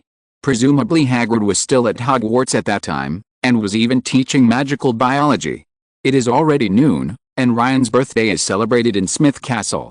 In order to welcome the guests, with the help of the Lord God of the castle's heart, in the past 3 years, Ryan has completed one of the most massive alchemical works that surpasses all smiths in history. That is a new large-scale work that is consistent with the previous castle. It serves as a stand-in for the real castle and a projection of the real world. The real residence, the core, is hidden in the new dimension opened by Ryan with the help of the Lord God. Yes, dimension and the Chidden loyalty curse have the same principle. Find a wizard as the secret keeper for the address of the place you want to hide, and hide it in the soul of the secret keeper, or in the heart of the secret keeper. After the magic takes effect, the hidden residence seems to be in another dimension. As long as the secret keeper does not reveal the secret, according to Professor Flevy's original words in the original book when he introduced this magic, as long as the secret keeper refuses to speak, the mysterious man will search for the Potters. Lived for many years, even if he squashes his nose on the glass window outside the couple's living room, the main god is the secret keeper, an immortal spirit that cannot be read by others. In this way, Castle Smith is truly independent from this world, and Ryan is invincible. They are either sitting in the magic rose bushes or flapping their wings on the statues. At a glance, the most common ones include Phoenix and Thunderbird, beautiful ladies. Prunello has blonde hair and looks full of intelligence. On the other hand, she has a black doll's head and is also wearing the white dress robe worn by wizards attending the party. This is a gift. Kate almost jumped to Ryan's side, took out a necklace and put it around Ryan's neck. Ordinary necklace with a magic of keeping it clean. As long as it is in an environment with many wizards or is worn by a wizard, it will never rust. Who are these fairies? Prunello asked doubtfully. These little people were found in the forest not far away. You also know that they are all vain creatures, and they often allow wizards to use them as decorations. It is precisely because of this vanity that they will continue to dress themselves up. Wizards. This just allows them to decorate the castle for me and escape from their natural enemy, the fortune teller. And their insect-like, transparent, colorful, renewable, painless removal, and purely decorative wings are also very useful and can be used as potion ingredients. The botricles around them, as they sometimes eat the eggs of fairies. Ryan explained. Decorate the castle? From what you said, Ryan, you want them to decorate the castle, not as decorations. Kate was surprised. Leon, how did you do it? They have been used by many wizards as holiday decorations, but with their low intelligence and the fact that they can only make humming noises and cannot communicate at all, how did you let them design the castle? Nello was also surprised. Okay, can't I just communicate with other creatures without speaking? Today is my birthday, come and see what the castle looks like now. Ryan's thoughts were always connected to the Lord God. As everyone walked into the hall, the music automatically started playing, and the decoration of the castle also changed accordingly. The handrails of the marble stairs began to be covered with icicles that would never melt, and the icicles that were usually placed in the auditorium. All kinds of gadgets began to appear on the trees, from shiny holly berries to live golden phoenixes that kept chirping. The Goblet fairy fire, which served as a light, also transformed into a beautiful jungle fairy, singing happy birthday along with the music. This time, the entire castle seemed to be covered with white frost. From a distance, it looked like ginger biscuits covered in frosting. Food suddenly appeared from the empty table, including a variety of desserts, stews, and fried foods, all of which were the favorite dishes of Ryan, Kate, and Penelope. Next, the guests and hosts had a good time, and the time soon came to the evening. Penelope and Kate came up to hug each other one by one. Soon, Ryan was the only one left in the castle that was bustling just now. At this time, it should be the time when Harry Potter has just finished shopping in Diagon Alley, bought school supplies, and returned to the Muggle world he hates with Hagrid. Ryan thought while looking at the dim sky out of boredom. Ryan suddenly decided to go to Paddington Station and go directly to the Dursleys' home at number 4, Privet Drive. Ryan appeared in the crowd. Unnoticed not far away, a tall figure was waving goodbye to the departing train. It was a thin boy, kneeling in front of the window, his nose pressed against the window, staring at the tall figure until he was far away. Race, Wizard Strength. 4, Normal Human Limit is 10, Constitution. 17, the limit for ordinary people is 10, Magic Power. 30, Normal Human Limit is 10, Skills, Snake Language LV5, 34%, Mathematics LV3, 12%. This is Harry Potter's data, which is truly a powerful magical potential, especially in comparison with the relatively outstanding aurors among adult wizards who are in their 20s. However, the magic power of wizards grows very slowly. There is no sound training method at all, so they can only let it grow with age. Even Rubeus Hagrid, a descendant of Hagrid, has only increased his magic power a little over the past few years, reaching 26. Chapter 75 First Encounter. Ryan stood in the crowd, but he couldn't help but want to laugh. The person he wanted to be in his childhood appeared in front of him in such a dramatic way. Although I have read the original work, I feel like meeting an old friend with Harry Potter who grew up with me in my childhood. It has been almost 4 years since I forced myself not to go to No. Privet Drive to observe this boy who had the same fate as myself. You shouldn't laugh in this case. But with Ryan's body, even if the train is running at high speed, Ryan can see clearly. Now Harry Potter is pressed tightly against the glass, his nose has become flat and big, very funny, and with that for green eyes, absolutely. Ryan suppressed the corners of his mouth that couldn't stop curling up. He was like an invisible ghost, floating in the air, tightly pressed against Harry's carriage, and he was immersed in observing Harry Potter actually has traces of 3 kinds of magic on his body. One is love, selfless maternal love, tightly wrapped around every inch of his skin and even his soul. The second kind of magic gives people a cold and ominous feeling, cold and dead, deeply entwined with the magic of Harry Potter itself. If Ryan's detective skills had not reached level 5 in the past 3 years, it would probably not be possible. You may be aware of this. Needless to say, the third type is the magic of Harry Potter itself. It is extremely pure and full of vitality, just like the dewdrops in the morning. It is difficult to imagine that this is the magic that a child who grew up in a cold and violent environment can possess. I really fell into blindness. The magic of love. Isn't Harry Potter the best example? It's really rare, the first living Horcrux in history. Ryan couldn't help but think, while blurting his body into the dimension of Castle Smith and avoiding the suddenness of the tunnel. Horcruxes are the exact opposite of human appearance souls. When the human body serves as a container for the soul, if the body is damaged, the soul will not be harmed. Whether the soul fragments in the Horcrux can survive depends entirely on whether its container is intact. Once the container is damaged beyond repair, the soul fragments inside will also disappear. Evan's protective spell rebounded, and he was transformed into a form worse than the humblest ghost. At that time, Voldemort marked Harry Potter and made him a Horcrux that he didn't even know existed. The Horcrux's protection of her own body, Lily Evans's love spell of sacrificing herself, and Harry Potter's own suppressed magic power. These 3 have long been integrated into one. Over the past 10 years, love of Lily Evans will show up to protect Harry. Just like Quirrell, it was okay to hold Harry's hand in the leaky cauldron, but when Harry's life was threatened, Harry's hands with protective spells covered his face and threw him into the street. Even though there is Voldemort in Quirrell, Harry is also 1/7 Voldemort. Who is the eldest brother and who is the second brother is still uncertain. Along with the sound of the train running, the part of Harry's magic that belonged to Lily Evans gradually became active. Invisible magic threads continue to spread from number 4, Privet Drive, Harry's only maternal relative. Come from Ryan's perspective, Harry's negative emotions that he had just separated from Hagrid and had to meet the Dursleys were diluted by an unfounded love, and the part that belonged to Voldemort was digested again. That 1/7 of Voldemort has long since turned into pure magic. The soul fragments are still there, but the consciousness has long been chaotic, just as part of Harry Potter, his sword to the outside world. Yes, no matter which Horcrux, they all have self-awareness, can think and deceive others, and even revive with the lives of others, but the one in Harry Potter only has power left. Is this why Dumbledore had to leave Harry Potter at Mr. and Mrs. Dursley's house? To better digest Voldemort's consciousness. Ryan touched his chin, still remaining blurred in the air, lying on his side. Ryan finally made a decision, and his thinking skills were running rapidly.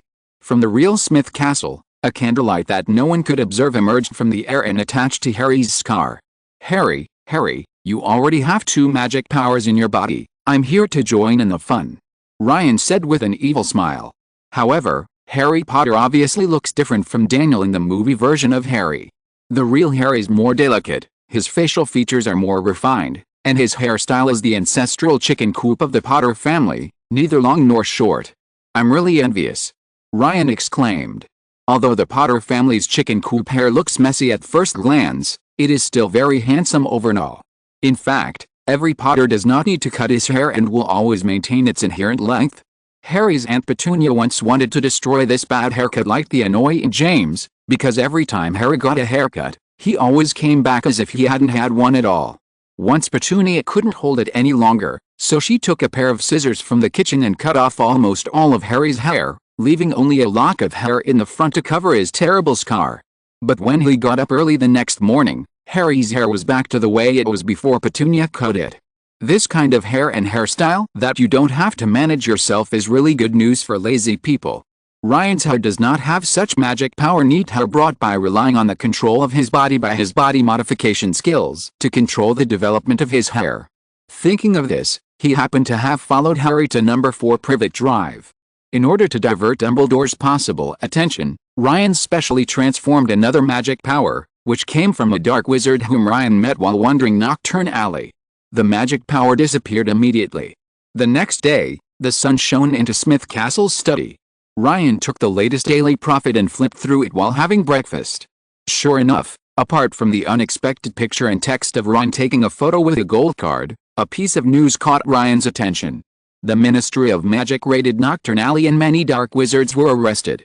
According to unknown sources, this was related to Ludo Bagman's illegal gambling. However, the news that Gringotts was attempted to be broken into by a dark wizard had not yet been published. As far as Ryan knew, Quirrell broke into Gringotts just after Hagrid took away the magic stone hidden in Gringotts. It's such a pity. If Ludo Bagman is caught, what will happen to Arthur Weasley's family's VIP tickets for the 4th grade Quidditch World Cup? Will Harry Potter still go to the World Cup? Is it possible for Little Crouch to escape and be discovered by Voldemort? No, Voldemort came to the Crouch family on his own. He learned about Little Crouch from Bertha Jorkins. Ryan breathed a sigh of relief at the same time. A vague skill began to emerge. Love LV1, 1%.